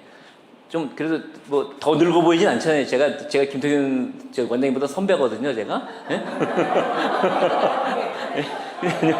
근데 더 늙어 보이지는 않게끔 물론 뭐 제가 안 늙어 보이려고 메이크업도 하고 좀 머리도 염색하고 노력을 하지만 예. 그래서 뭐 그게 꼭 고혈압약 덕분이다 이렇게 얘기할 수는 없지만 저는 그래서 약 드시는 거에 대해서 약 드시는 건 너무 저항하지 않으셨으면 특히 진통제 같은 것도 그렇습니다. 진통제를 저는 암 환자 치료하다 보니까 뭐 항암제 쓰고 뭐 이러다 보면 환자들이 통증에 많이 시달리시는데 사실 여기저기 많이 아프실 수 있잖아요. 어떤 원인으로 하다고. 어떻게든지 진통제를 안 먹고 참으시려고 하는데 진통제 안 드시고 참으면 스트레스 호르몬이 나오면서 건강에 굉장히 더 안 좋아요. 그러니까 충분히 약을 물론 이제 그 진통제도 전 아까 방금 전 우리 김철호 교수님 강의에서 약은 항상 최소로 써야 된다. 그거에는 전 별로 동의하지 않는데 그 필요한 약은 충분히 써주는 게 특히 여자들 뭐 여기는 이렇게 보니까 저기 우리 그 직원들 빼놓고는 별로 생리하시는 분들 안 계실 것 같은데 그 생리통약을 가장 바보같이 먹는 게 뭐냐면 참고 참다가 도저히 못 참겠을 때 약을 먹는. 뭐 따님이나 뭐 이제 손녀분들한테 그렇게 얘기를 해주세요. 생리통약은 생리가 시작될 것 같고 아플지도 모르면 얼른 먼저 먹기 시작해서 그걸 제압을 해야 돼요, 확실하게. 그래야 다음 생리를 공포 없이 시작해서 점점 약을 줄일 수 있는 거지. 참고 참다가 고생은 고생대로 하고 약을 먹으면 약효도 떨어질 뿐만 아니라 매월 공포의 매직이 그렇게 그거는 결코 옳은 방법도 아니고 또 그다음에 어디 뭐 무릎이 아프든 어디가 아플 때는 약을 다른 해가 없는 약을 충분히 드시는 게 저는 그게 맞다고 생각합니다. 그래서 약은 그렇고, 그다음에 운동은 이제 운동하고 식사는 제가 하고 있는 걸 좀 말씀을 드리려고 해요. 이게 이제 수술 후, 암 치료 후, 뭐 저도 그때부터 이제 관심을 좀 더 가지고 다 생각한 거니까. 일단 운동은 혼자 운동 잘 안 됩니다. 혼자 정말 운동 안 돼요. 그 코치가 하나 있어야 돼요. 일주일에 한 번이든 한 달에 한 번이든. 저는 매주 병원에, 저희 전지 병원에 그 아산병원 스포츠 의학센터라는 데가 있습니다. 거기가 뭐 이렇게 매주 한 번 가서 그러니까 마사지라기보다 근육이 전 다 뭉쳤다고 그러고 뭐 거북목이네 어쩌네 그래가지고 이것도 좀 펴고 뭐 그러려고 그렇게 운동도 하고 뭐 관절 아픈데도 이렇게 좀 그 주물러도 하고 그다음에 저 이런 운동 하는데 뭐 좀 어떻게 하면 좋나요? 이렇게 계속 코치도 받고 점검도 받고 뭐 지난주에 운동 많이 하셨다더니 뭐 어떻게 된 거예요? 뭐 이런 야단도 맞고 이렇게 해서 그 코치가 한 명 반드시 있게끔 그렇게 그 운동을 하시는 게 그게 맞는 것 같아요. 혼자서 운동하면 엉뚱하게 나쁜 운동이라기보다도 잘 맞지 않는 운동을 해서 오히려 해가 되기도 하고, 그러니까 반드시 코치한 사람, 그 정도 비용은 자기 위해서 써야 된다고 저는 생각합니다. 식사에 딱 중요한 건 두 가지예요. 혈당 올리지 않는 것, 급격하게 올리지 않는 것. 밥 먹으면 뭐 혈당이 당연히 사람이면 다 올라가죠. 근데 급격하게 올리지 않는 것. 그러니까 탄수화물을 어떻게 먹는 게 제일 좋은지. 뭐 예를 들면 이런 겁니다. 저는 보통 이탈리안 식당에 가거나 아니면 집에서 빵 먹으면 혈당이 급상승할 수 있거든요. 물론 사람마다 안 그런 사람도 있지만 빵, 밥, 국수, 떡 뭐 되게 다 혈당 쫙 오르는 거고, 그럼 혈당은 오르지만 혈당을 덜 오르게 하려면 빵은 올리브유를 듬뿍 찍어서 먹는다든지 아니면 올리브유를 조금 마시고 위를 코팅해놓고 빵을 먹으면, 그러면 훨씬 저거 빵 넣고 저거 먹으면 혈당 오르니까 먹지 말아야지 이렇게 참지 말고 올리브유하고 같이. 그래서 저는 그 식당 가면 올리브유 이렇게 빵 찍어 먹으라고 주면 항상 한 통 더 달라고 그러거나 아니면 올리브유 째 달라고 그래서 다른 사람들 이렇게 나눠주고 푹 적셔서 먹으면 훨씬 혈당 덜 오릅니다. 저는 이거 붙이고 다 해봤어요. 그 혈당 체크하는 거. 밥도 여러분, 볶음밥이 살이 더 찔 것 같습니까? 흰쌀밥이 살이 더 찔 것 같습니까? 흰쌀밥이 살이 확실히 더 찝니다. 볶음밥은 기름에 코팅이 돼 있어서 혈당이 천천히 올라요. 혈당이 천천히 오르면 살이 찌는 원리는 혈당이 쫙 오르고 그 혈당을 쫙 떨어뜨린다고 인슐린이 왕창 나와서 인슐린이 하는 역할은 피에 있는 당을 피하지방으로 보내는 것. 그 역할을 뭐 피하지방으로 바로 보내진 않지만 뭐 간으로 갔다가 이렇게 간다고는 하지만 결국은 인슐린이 하는 역할은 그런 거니까 어떻게 해서든지 인슐린이 안 나오게 하는 게 굉장히 이제 중요하다고 생각해서, 그래서 제가 뭐 이것저것 약 먹고 당뇨약을 먹는 이유는, 당뇨가 없어도 당뇨약을 먹는 이유는 혈당이 많이 올라가지 않게 하려고. 혈당 관리가 굉장히 중요하고요. 또 하나는 여기 다 보면 이 나이 드신 분들은 이 단백질 드시는 게 너무나 중요해요. 고기 먹어가지고 그거 잘 안 됩니다. 반드시 보조 단백질, 뭐 쉐이크든 뭐든 많잖아요. 의외로 단백질이 많은 음식, 뭐 제가 요새 단백질 관심이 많으니까 쇼츠에 자꾸 그런 게 떠요. 뭐 황태에 단백질이 엄청 많다 그러고 마른 새우에 그렇게 단백질이 많다 그러고 김에 많다 그러고 의외로 그런 것들에 땅콩 뭐 이런 거에 단백질이 많다 그래서 그런 거 좀 요새 열심히. 사실은 칼로리가 그렇게 중요하지 않다면 이따 말씀드리겠지만 단백질 충분히 드시는 것, 저는 그 두 가지입니다. 혈당은 안 오르게, 단백질은 충분히 이렇게. 건강식사 15개명 이 책에 나와 있는 저 책을 13페이지로 요약을 해서 그 프린트해가지고 제 그 외래에 이만큼 쌓여 있습니다. 그래서 오시는 환자마다 뭐 당뇨 얘기만 이거 읽어보십시오. 식사 어떻게 하나. 정말 10kg씩 빼갖고 오는 분들도 있었어요. 네. 이게 이제 어떻게 식사를 해야 당이 안 오르는가 하는 내용이 쭉 나와 있는 책입니다. 몇 가지를 이렇게 좀 보면 이 양반 주장이에요. 물론 이게 동의하는 분도 있고 그렇지 않은 분도 있다고 그러는데 저는 이 방법대로 해서 한 2, 3kg 그냥 가볍게 뺐었습니다. 물론 계속 빠지진 않지만 첫째는 기름을 듬뿍 써서 조리한 요리나 육류와 생선은 살이 찌지 않지만 밥을 먹으면 살이 찐다. 고봉밥을 먹으면 살이 쪄요. 그러니까 고봉밥, 흰쌀밥 쫙 먹으면 참 좋지만 혈당이 쫙 오르면서 살이 찌게 되는. 두 번째, 빵이나 파스타 같은 탄수화물은 올리브유와 함께. 파스타 정말 먹고 싶지만 파스타 먹기 전에 올리브유를 아예 그냥 조그만 소주잔에다 달라고 그래서 완샷을 하고 그런 파스타를 먹으면 굉장히 낫다고 그래요. 올리브가 그만큼 좋다고 그럽니다. 여기 젊으신 분들도 아니 파스타 다 좋아하지만 파스타 먹으면 반드시 살쪄요. 근데 올리브유 완샷하고 먹으면 훨씬 괜찮고 올리브유 거기다 이렇게 부어서 그러니까 웬만하면 봉골레 파스타를 먹기도 하지만 맨날 봉골레 파스타만 먹을 수는 없으니까 딴 파스타도 먹으려면 올리브유를 먼저 먹고 혈당체 상승을 억제한다. 레드든 화이트든 와인은 혈당치를 낮춘다. 뭐 낮추는 것까지는 잘 모르겠습니다. 어쨌든 와인은 적어도 올리지는 않으니까. 술을 꼭 내가 좋아하는데 당뇨 때문에 그렇다 그러면 저는 가장 술 중에서 혈당 잘 오르는 술, 살찌는 술은 맥주하고 막걸리예요. 맥주하고 막걸리는 살이 잘 찌는 술이고요. 살이 안 찌는 술은 사실은 독주입니다. 위스키, 고량주 이런 거는 살이 안 찌거든요. 근데 위스키나 고량주 너무 독해서 그냥 먹기가 그러니까 위스키나 고량주에다가 페리에하고 얼음 타서 맥주처럼 그렇게 마시면 그 도수가 자기 마음대로 조절할 수 있으니까 그렇게 해서 마시면 그러면 혈당도 덜 오르고 살도 안 찌고 물론 너무 많이 마시면 무조건 안 좋지만 그렇게 하는 것. 하이볼이라는 술 있잖아요. 하이볼은 거기에 거기에 들어가는 탄산수가 그게 당이 많아요. 그것도 무슨 요새 제로 하이볼도 나온다고는 하지만 아무튼 와인은 뭐 그렇다고 그러고 두부 낫또 같은 치즈 블루베리는 매일 먹는다. 뭐 매일은 못 먹더라도 어쨌든 열심히 먹어야 되겠고 그 중요한 게 식초를 많이 넣고 이게 식초를 마치 조미료처럼 조미료를 넣는 게 아니라 시큼하게 먹으면 상당히 그러면 좀 도움이 된다. 이제 그런 두 번째는 뭐 채소, 송상고기는 배부르게 먹는다. 글쎄 칼로리는 일절 신경 안 써도 된다. 뭐 거기에 이렇게 칼로리가 나와 있는 사실은 가장 안 좋은 탄수화물은 액체 탄수화물이에요. 이 책의 첫 페이지에 뭐라고 나와 있냐면 캔커피가 거기 설탕이 많이 들었잖아요. 캔커피는 악마의 음료다. 그렇게 써요. 악마의 음료. 왜냐면 당이 쫙 올라서 기분이 좋았지만 인슐린 나와서 당이 쫙 떨어지면 기분이 오히려 나빠지기 때문에 악마의 음료고 그 당이 다 어디 가겠습니까? 그게 간으로 갔다가 바로 피하 지방으로 가기 때문에 액체 탄수화물. 먹지 말아야 될 게 주스예요. 주스. 오렌지 주스 쫙 아침에 굉장히 안 좋습니다. 그건 별로 당 오르는 것. 미역, 된장국, 해조류, 버섯류 밥보다 먼저 먹는다. 올리브유의 효과는 뭐 늘 얘기하지만 올리브유의 효과는 절대적이다. 올리브유를 먹으면 살이 빠진다.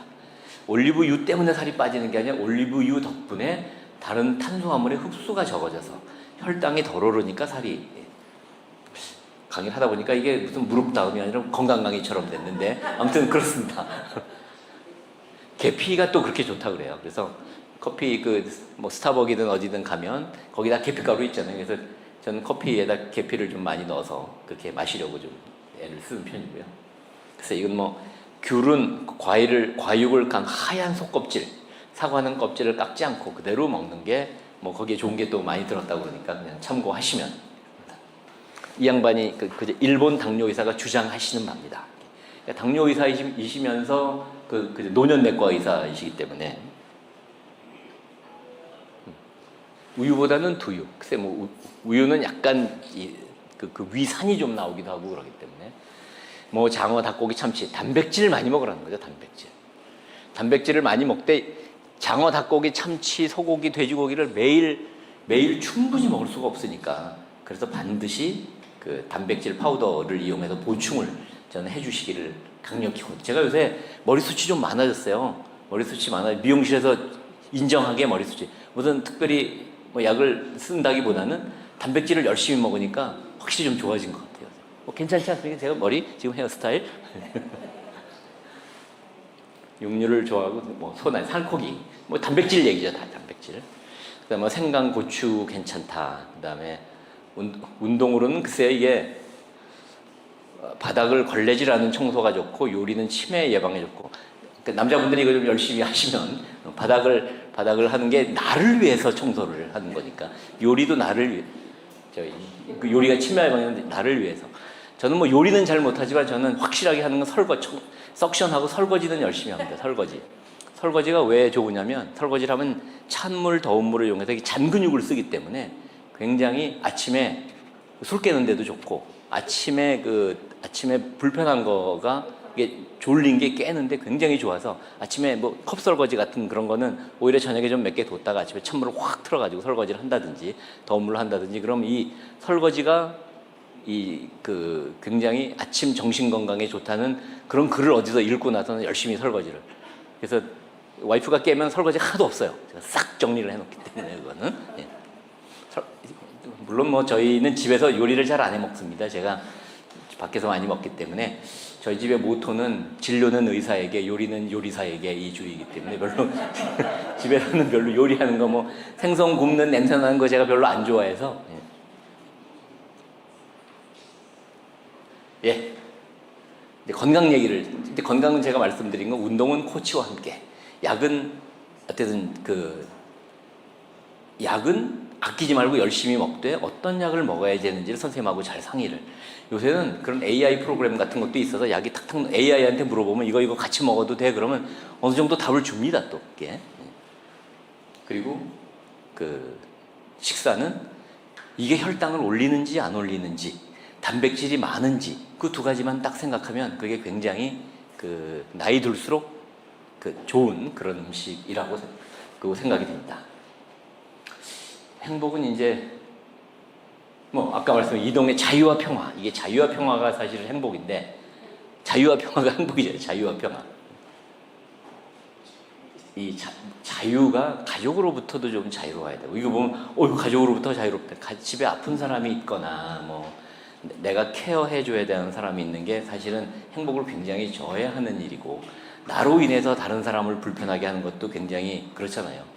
무릎 수술을 하고 아마 행복해지신 굉장히 큰 이유도 다른 사람의 부축을 받지 않아도 돼서, 그래서 행복해지는 게 더 있을 것. 가족으로부터.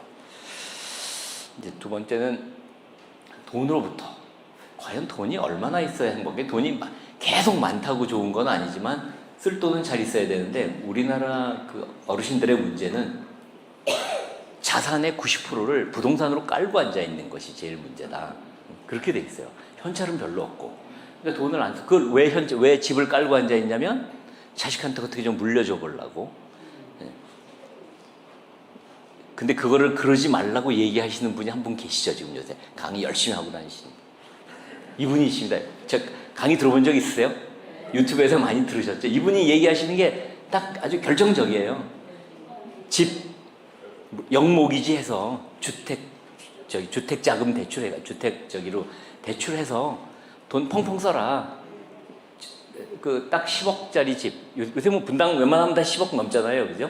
10억짜리 집을 70세인 분이, 부부가 70세인 분이 은행 가서 이거 영모기지 할 테니까, 은행에 주택연금이라고 그러죠. 주택 맡기고 나 죽으면 가져가고 그 전까지 나 돈 달라고 그러면 한 달에 300만 원씩 준다고 합니다.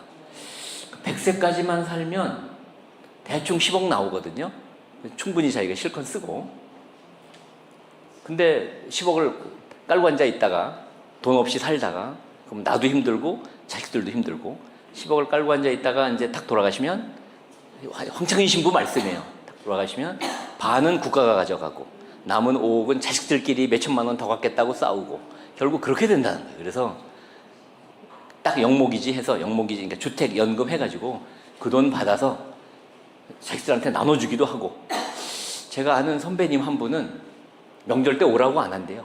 다만 오면, 그분 조금 여유가 있는 분이시긴 한데, 저희 손자손녀들이 많은데 뭐 명절 때 이번에 오니 안 오니 뭐 이런 거 안 물어보세요. 다만 오면 나이가 17살이면 170만 원. 네, 딱 나이에 대해서. 그러니까 22살이면 220만 원. 자식들도 딱 나이에 그냥 이제 80 가까이 되신 분이고 좀 여유가 있으시니까 그러겠지만 그렇게 주신다. 안 오면 이거 오빠 갖다 줘라. 절대 그런 거 없으니까. 안 오면 곡물도 없고, 명절 때 와서 일정한 시간을 보내면, 뭐 와서 잠깐 있다 가면 안 되겠지만 와서 충분히 명절에 할아버지하고 시간을 잘 보내면 나이 곱하기 10만 원을 딱 주신답니다. 그렇게 써야지 돈을. 그러니까 명절 때. 근데 10만 원짜리 맡기고 300만 원 받으면 그렇게 쓰실 수 있잖아요. 여행도 좀 마음대로 다니고, 여행도 좀 충분히 다니고. 결국 이동의 자유와 마음의 평화는 여행 다니고 이제 그런 거에서부터 이제 오는 거니까. 이분 강의가 딱 이제 그거더라고요. 그리고 자식한테 기대하지 말고, 자식한테 기대하지 않는다. 결국은 뭐 가족으로부터 자유로워지라는 거하고 돈으로부터도 자유로워져라. 돈이 물론 연금도 나오고 뭐 다른 무슨 뭐 저기 수입도 있을 수 있지만 자기 부동산 깔고 앉아 있지 말고 그거 정리해라라는 그런 말씀이고, 절대 하지 말아야 될 거는 자식이 자기 아파트 넓히고 우리 같이 살아요. 절대 거기 따라 들어가서 살지 말아라. 뭐 그 얘기 굉장하시죠. 거기 들어가는 순간 천덕꾸러기 된다고 항상 그렇게 이야기하시는 겁니다. 뭐 타인의 시선으로부터도 역시 눈치 안 보고 살려면 역시 좀 그래야 되니까. 그다음에 또 다른 분 중에 한 분이 이제 이 서은국 교수 강의를 혹시 들어보요? 아까 그 한국 사람, 서울 사람들이 서울 시민에게 물어봤다. 뭐가 있으면 행복하냐? 그걸 조사하고 그런 분입니다. 이 행복 강의를 아주 열심히 해서, 뭐 저도 제가 행복 강의를 옛날부터 조금 해봤는데, 그래서 이분 강의를 듣고 그걸 좀 이렇게 바꿔서도 해보고 뭐 그렇게도 많이 했었어요. 가장 유명한 분이 이분하고 최인철 교수라고 서울대 교수하고 그 두 분이 행복 강의를, 두 분의 결국 일맥상통하더라고요.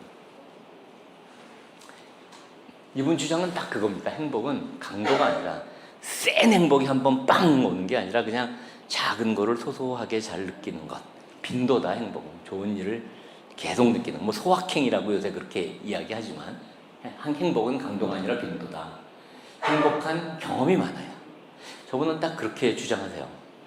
명품 백을 하나 사서 행복한 거는 와 행복하지만, 행복할 수 있지만 허구한 날 그 얘기하고 나 작년에 뭐 루이비통 샀는데 말이야 그게 너무 좋아 죽겠어, 그 얘기 계속 하고 다니는 사람은 없지만 작년에 파리 여행 갔던 얘기는 평생 하고 다닌다는 거니까 그 똑같은 돈이 있으면 경험에 투자를 하라는 이제 그런 말씀이죠. 사람이 어떤 때 행복한가, 어떤 경험, 벗어나기, 무언가로부터, 일상으로부터 벗어나고 먹기, 말하기, 걷기, 놀이, 멍 때리기, 이걸 할 때 사람이 행복한데 저걸 다 합친 게 딱 여행이에요. 여행 열심히 다니시고 무언가부터 벗어나고 먹고 말하고 걷고. 그래서 결국은 한마디로 딱 정의, 이 서은국 교수의 행복의 딱 정의는 좋은 사람들하고 맛있는 거 먹으면서 수다 떠는 거. 옛날에 김정운 교수라고 해, 머리 뽀글뽀글하고 그 양반도 자기가 가장 행복할 때는 고등학교 친구들 만나서 쓸데없는 얘기하면서, 그게 수다죠. 아무 쓸데없는 얘기, 야, 너 요새 돈 좀 있니? 이런 얘기가 아니고, 응? 쓸데없는 얘기, 옛날에 놀았던 얘기, 뭐 쓸데없는 얘기하면서 희덕거릴 때, 그때가 가장 좋다는 거예요. 그리고 집에 들어갈 때 통닭 한 마리 사갔을 때 아이들이 와 하는 감탄을 들을 때, 뭐 그럴 때 가장 행복하다고 그런 얘기를 하더라고요. 여행이죠. 결국 여행은 일단 저질러야 된다. 카드 긁고 그냥 일단은 갔다 오고 그 다음에 어떻게 되든가. 저는 직원들한테 그렇게 얘기해가지고 정말 카드 긁고 직원들이 여행 많이 갔었어요. 뭐 그러고 와서 쫓겨났다는 사람은 아무도 없는 거 보면 그게 다 효과가 있었다고 저는 생각을 하고요.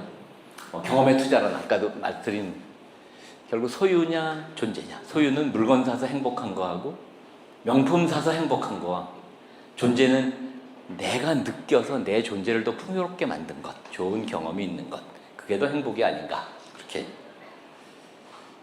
명품 같은 사람, 원래 명품으로 몸을 치장하지 말고 스스로 명품이 되어라 라고 하는 건데, 그럼 명품 같은 사람이 어떤 사람이야? 이것도 정의를 한 분이 있더라고요. 다른 사람을 불편하게 하지 않는 사람이다. 누군가하고 있으면 괜히 불편한 사람이 있고 같이 있으면 괜히 재밌고 즐겁고 그런 사람. 나와 있으면 저 사람이 행복할까? 왜 리더들도 그런 것 같아요. 모르겠습니다. 김태균 원장님은 어떠신지 모르겠는데 병동에 회진을 돌러 딱 가면 그 병동 분위기가 싹 좋아지는 그런 리더가 있고, 막 지네들끼리 잘 놀다가 원장님이 딱 가면 갑자기 분위기가 싸해지는 그런 병원도 있다고 그래요. 네, 그래서 남들을 불편하게 하지 않는 것, 그게 굉장히 이제 명품 같은 사람이라고 합니다. 김 원장님은 병동에 나타나면 다들 좋아하시죠? 네. 네. 그렇지. 이럴 때 얘기를 잘해야 돼. 설사 아니라고 하더라도 아니라고 말하면 안 됩니다. 이럴 땐.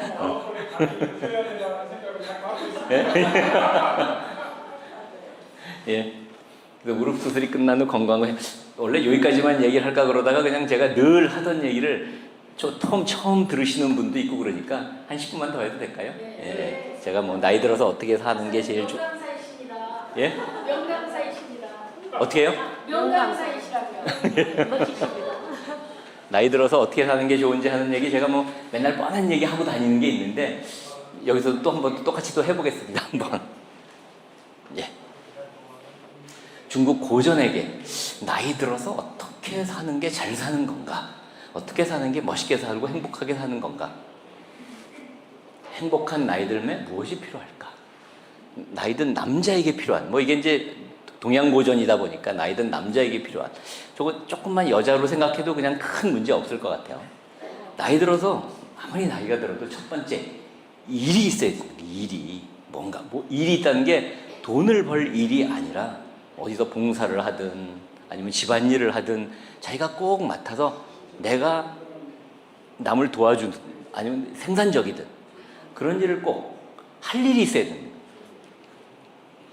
가장 중요한 게 일사라고 되어 있습니다. 이런 책이 있어요. 일본 전역을 웃음바다로 만든 가장 잘 팔리는 실버 샌류. 이게 나이 드신 분들이 17자 이내로 글을 쓴 겁니다. 제목이 이렇게 나와 있어요. 옆에 여인을 만나서 가슴이 두근두근 하길래 사랑인 줄 알았는데 알고 보니까 부정맥이었다. 일어나긴 했는데 잘 때까지 딱히 할 일이 없다. 이러면 안 된다는 거예요.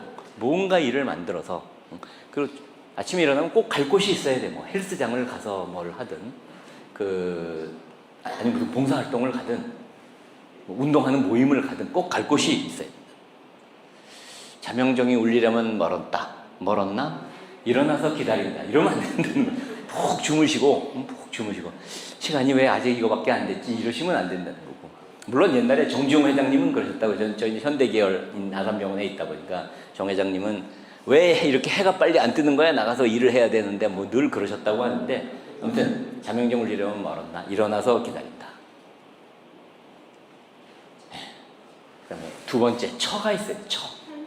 나이 들수록 그 와이프가 있어야 혹시 저기 안 계신 분들이 있으면 와이프에 준하는 분들을 꼭 만드시도록 제가 처가 있어요. 처가. 이제 아까 그 샌류에서 나오는 글들입니다. 손을 잡는다. 옛날에는 데이트, 지금은 부추. 이제 세월이 지나면 이렇게 된다는 거죠. 이제 할멈, 걔한테 주는 사랑 나한테도 좀 주구려.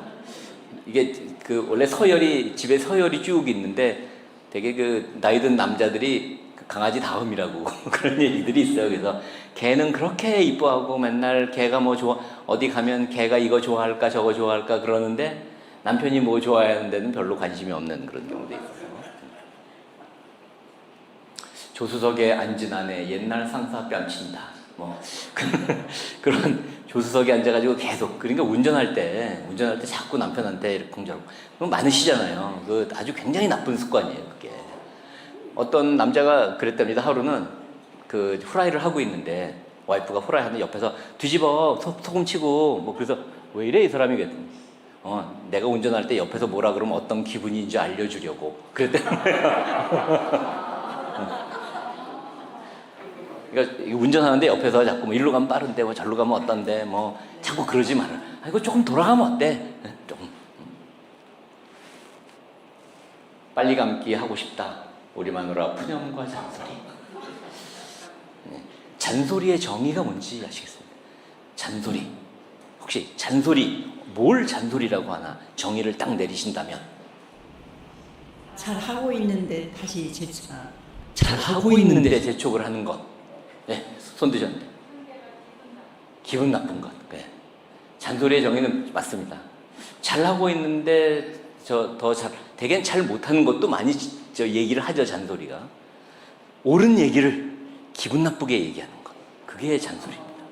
잔소리 중에 옳지 않은 얘기가 없어요. 아침에 일찍 일어나, 애들한테도 아침에 일찍 일어나라, 양말을 잘 펴서 빨래통에 넣어라, 뭐 자고 나면 자리를 잘 펴라. 다 좋은 얘기인데, 옳은 얘기인데, 일찍 들어오고 일찍 자라. 다 옳은 얘기. 잔소리 중에 옳지 않은 얘기 하나도 없어. 그러나 그 얘기를 서방님 이러시면 아니되옵니다. 천천히 자리에 일어나시면 그렇게 하시옵소서. 그러면 잔소리가 아니야 그건. 근데 기분 나쁘게 얘기를 하니까 그게 잔소리가 된다.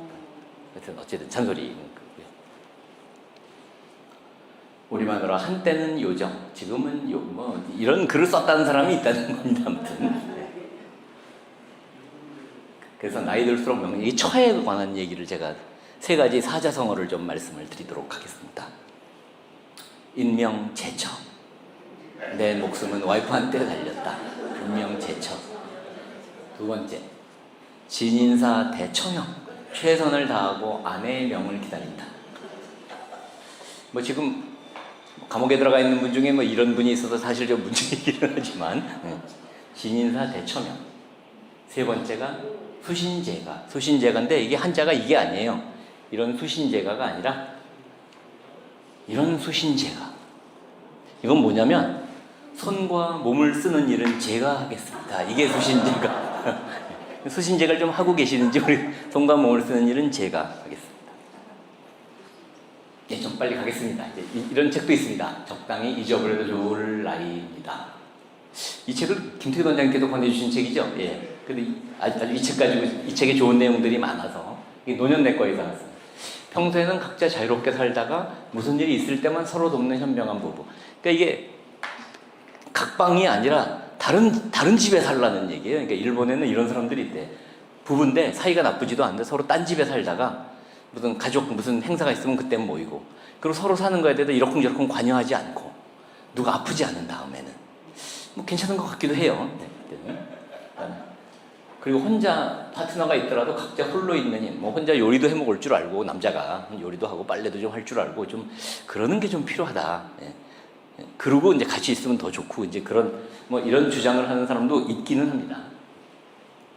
돈이 좀 있어 삼전, 뭐 돈이 있어야 되고 뭐 쓰는 돈이 술값에서 약값으로 변하는 나이다. 뭐 여기 화려한 뭐 레스토랑이나 뭐 이런 데 가는 게 아니라 가족과 함께 한숨 시간, 발로가 들어오는 체력, 좋아하는 음식을 듣거나 책을 읽을 수 있는 공간, 뭐 이런 게 바로 소확행이라는 거죠. 행복이라는 게 빈도니까. 네, 가겠습니다. 건강해야 되고 3시간이나 기다렸다가 들은 뭐 병면 노안입니다. 일본에도 일본 의사들도 좀 그런가 봐요. 경치보다 화장실이 신경 쓰이는 관광지. 그러니까 여행을 갔는데 이러면 안 되잖아. 기저귀 차고 다니고 뭐 이제 뭐 어느 정도 그럴 수밖에는 없지만 그래도 무릎이 싱싱하면 뭐 여행은 다닐 수 있으니까. 예. 이렇게. 예. 그다음에 벗이 있어야 되고 취미가 있어야 되고 마지막에 이제 이게 이 한자가 첩입니다. 첩. 뭐 세컨드가 있어야 되니까 옛날 중국 사람들은 다 그렇게 했는 모양인데 그렇다고 뭐 제가 첩살라고 여기서 강의할 수는 없는 거고 이 첩이라는 뜻은 뭔가 비밀의 공간이 있어야 된다. 비밀의 삶이 있어야 된다. 제가 굉장히 좋아하는 문장입니다. 모든 인간에게는 3가지 삶이 있다. 공적인 삶, 사적인 삶, 그리고 비밀의 삶. 대부분의 사람들은 이 같은 삶의 경계를 지키고 싶어하고 그게 이제 존중이죠. 대중 앞에서 새 삶이 하나인 양 행세하는 사람은 위선이고 경계를 함부로 허무는 사람은 위태롭다. 사실은 저는 뭐 장관 청문회 같은 걸 하면 공적인 삶에 대해서 집중 타겟을 삼아야 된다고 생각해요. 당신이 지금 장관이 되려고 하는데 옛날에 국장 할 때 이런 결정을 했는데 그거 잘못된 거 아니냐? 뭐 이런 얘기를 좀 해야 될 것 같고 그다음에 전에 뭐 지금 이런 다른 파티에 있을 때 사업할 때 이런 걸 했는데 이게 좀 잘못된 거 아니냐? 그래야 되는데 맨 사적인 삶이나 비밀의 삶만 들춰내고 있어서 그게 참 아쉬워요. 그게 뭐 프랑스는 미테랑 뭐 대통령들이 바람도 피고 다 해도 일만 잘하면 아무도 문제 안 삼잖아요. 뭐 그게 꼭 옳다는 건 아니지만 예. 필요할 때마다 자신의 공간이 있다든지 뭐 이런 게 이제 필요할 수 있다라는 걸 좀 드리고요. 예, 뭐 가치관계 제가 말씀드립니다. 시간이 그런데 어떻게 좀 더 가도 될까요? 아니면 예 마무리하는 게 좀 좋을 것 같습니다. 제가 다음 기회가 되면 나이 들수록 해야 할 7가지 세븐업 깨끗이 씻고 뭐 메이크업 염색도 하고 뭐 잘 이렇게 하는 거 옷도 좀 드레스업은 옷을 딱 맞게 잘 입어라 뭐 이렇게 옷을 좀 잘 입어라 그리고 쇼업 잘 나타나고 하고 돈도 잘 내고 다녀라 이제 그런 뜻이고요.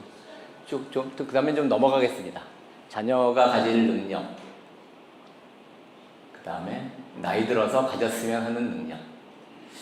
나이 들어서 다시 삶을 즐길 수 있는 그런 의미를 찾는 능력이 있어야 되고, 나이가 들어도 사람들을 행복하게 하는 능력, 뭐 이런 능력이 있어야 나이 들어도 더 행복한 게 아니냐. 자식이 가졌으면 하는 능력이 결국 나이 들어서도 가져야 하는 것. 그리고 제일 중요한 게 저는 이게 컬처럴 캐피탈이라고 생각해요. 뭐 역사를 좋아하는 능력, 그림, 막. 사실은 스티브 잡스가 죽으면서 나는 돈 많이 벌었는데 더 중요한 게 뭘까 하는 것 중에 인류가 만들어 놓은 예술을 내가 좀 충분히 더 경험하고 갔어야 되는데 라는 그런 얘기를 하거든요. 좀 조금 공부를 해야, 이제 음악도 그렇고 그림도 그렇고 공부를 해야 된. 그 루브르 박물관, 그러니까 서양 사람들은 그걸 열심히 하나 봐요. 루브르 박물관을 서양 사람들은 일주일 코스로 그걸 쭉 본답니다. 자기가 보고 싶은 그림도 가서 오래 보고.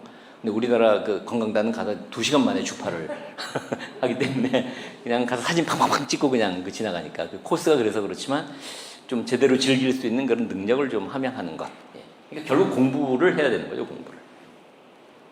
책은 여가 생활이 아니라 공부라고 여기는. 그래야 치매도 사실 안 걸리고, 치매 안 걸리는데 제일 중요한 건 운동하고 그 지적 능력을 함양하는 거죠. 운동이 70%라고 합니다. 네.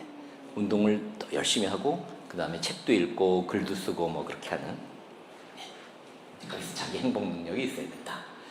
예, 마지막 슬라이드입니다. 이게 건강과 행복은 결국은 자유와 평화가 있어야 되는 거고, 말씀드린 대로 건강은 그 운동, 그다음에 약 잘 드시는 거, 식사 당 안 올리게 단백질 충분히 식사하시는 거. 행복은 사실은 경험을, 좋은 경험 많이 만드시는 거. 오늘은 이 정도 말씀드리겠습니다. 예, 고맙습니다. 와, 이분 의사 같지 않죠?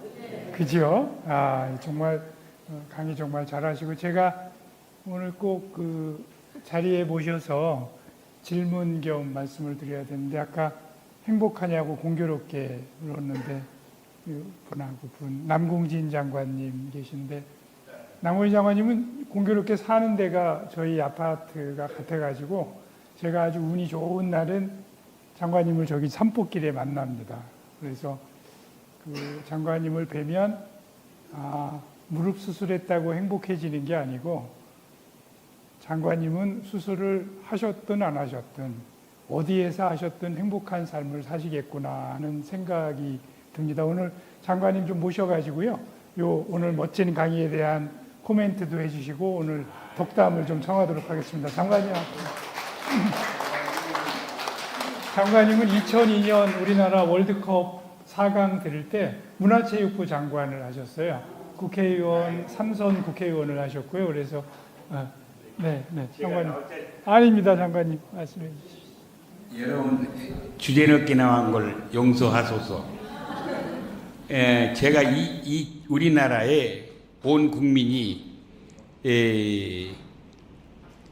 젊은이, 또 나이 든 사람, 동서, 지식 있는 사람, 가난한 사람 다 하나로 뭉쳐가지고 온 국민이 화합하고 단결해가지고 소리치며 기뻐하고 행복했던 때가 한 3번이 있습니다. 하나는 우리가 해방된 때였고, 두 번째는 그 6.25 전쟁 때 우리가 수복해가지고 우리 국민들이 열광했고, 세 번째는 2002 월드컵 때 우리가 세계 4강 하면서 온 국민이 다 일어나서 박수치고 환호하고 화합했습니다.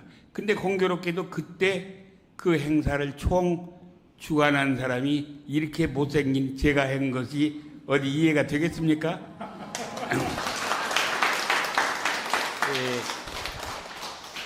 오늘 너무 좋은 강의를 했고, 여기 온 분들은 참 운이 좋습니다. 왜 그러냐면 제가 그 월드컵 끝나니까 대통령께서 국무회의 때 우리가 월드컵 4강 돼가지고 세계 우리나라를 자랑하게 됐는데, 그거는 제가 생각할 때 이 주무장관인 남궁진이가 복이 많은 사람이라 그렇다고 박수 한번 주자고 이렇게 해서 전 국무위원들이 박수를 친 역사의 유일한 그런 사건이 벌어진 것이 바로 그때였습니다.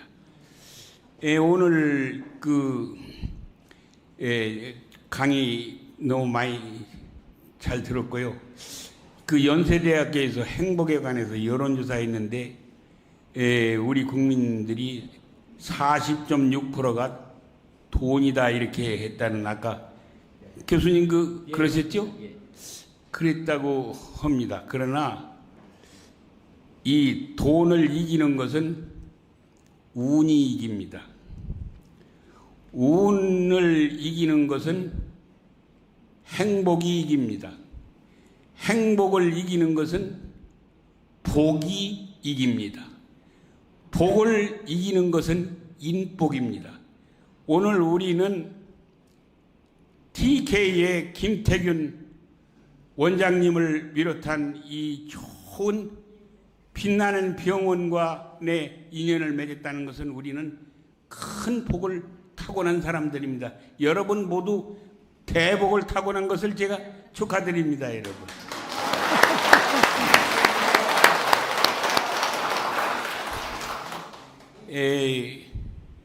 이제 우리가 이제 수술도 앞두시고 또 수술을 마치신 분들도 계실 텐데 마음 푹 놓으십시오. 아까 여러 가지 뭐 약은 어떻게 먹냐, 뭐 건강은 어떻게 하냐 하는데 김태균 원장님이 있으면 다 해결하고 그 다음에 TK병원이 있는 한 우리나라 무릎 환자들 그리고 나이 먹어서 늙어가는 노인 모든 분들의 평화와 행복을 보장해 줄 병원이 있다는 것에 대해서 우리 든든하게 생각하고 우리 저 원장님께 우리 격려의 감사의 박수를 한번 보내드립니다.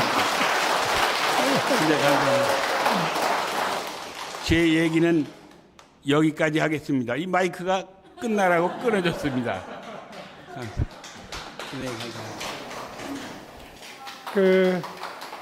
이 말씀을 꼭 드려야 될 것 같아요. 이렇게 나가면 원장님, 장관님은 꼭 저보다 먼저 산보를 시작을 하세요. 근데 어떻게 저희를 되게 먼저 보시고요. 오셔가지고, 아유, 제가 오늘 복이 많습니다. 원장님을 뵀습니다. 그리고 꼭 인사를 하세요. 그래, 뭐 저를 만난 게 복이시겠어요. 저 장관님은 늘 마음에 복을 갖고 계시니 어떤 일이 생겨도 그러시죠. 방금 전에 여기 아까 행복하셨다는 분도 아버님 아주 일본 이름을 특별한 이름을 갖고 계세요. 그러셔서 그 얘기 그까지만 듣고 오늘 드릴까요? 자기 삶 왜 행복하시고 이름 얘기 좀 해보세요. 자기. 네, 오늘 수술을 받은 지 한 1년이 됐는데 문자가 오니까요. 다른 걸 다 제껴놓고 여기 몇 번 참석해서 많은 걸 배우고 제가 많이 이렇게 좀 너무 깨끗하게 나온 게 돼서 감사하는 마음으로 내가 가서 원장님도 뵙고 또 세미나 이거를 빠지지 않고 다녔어요. 계속 했는데 너무 뭐 부작용도 없었고 지금 건강하게 8이 넘었는데도 친구들도 다 부러워하고 하는데 오늘 와서 또 올까 말까 나이 같은 사람이 끼면 안 될 것 같아서 왔는데 너무 잘 온 것 같고 또 더 여러 가지 많이 배우게 되고 또 원장님한테 또 감사한 말씀 그리고 옆에 많이 아프신 분인데도 굉장히 자기는 행복하다 그러더라고. 아까 나가신 분 있죠? 아들 데리고. 그러니까 그런 거에 대해서 모든 인생 공부를 많이 한 거 절대로 앞으로도 안 빠지고 걸을 수 있을 때까지는 다니고 싶어요 지금. 그리고 많이 이렇게 완쾌되게 아무렇지도 않게 뭐 별 운동 다 하고 수영하고 만들어준 원장님한테 감사드리고 싶습니다. 감사합니다. 네. 자, 고맙습니다. 이제 시간이 한 20분 지나서 약속드린 시간보다 좀 지연돼서 죄송스럽고요.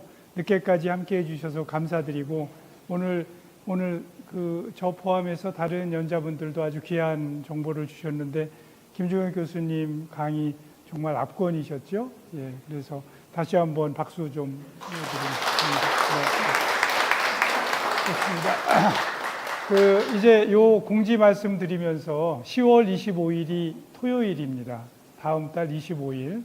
예, 저희가 아름다운 노년 심포지움이라는 거를 토요일 날 아침 10시부터 오후 4시까지 하는데 그날 이제 하루 종일 무릎 아픈 분들은 어떻게 하고 허리 아픈 분들은 어떻게 하나 이런 심포지움을 여니까요. 그때도 혹시 연락 받으셔서 시간 되시면 오셔가지고 행복한 시간 보내시고, 장소는 분당 서울대학병원의 헬스케어 혁신파크 4층에서 열리고요. 저희가 곧 공지 말씀 올리도록 하겠습니다. 오늘 귀한 시간 내주셔서 감사드리고 고맙습니다. 조심히 들어가십시오. 네.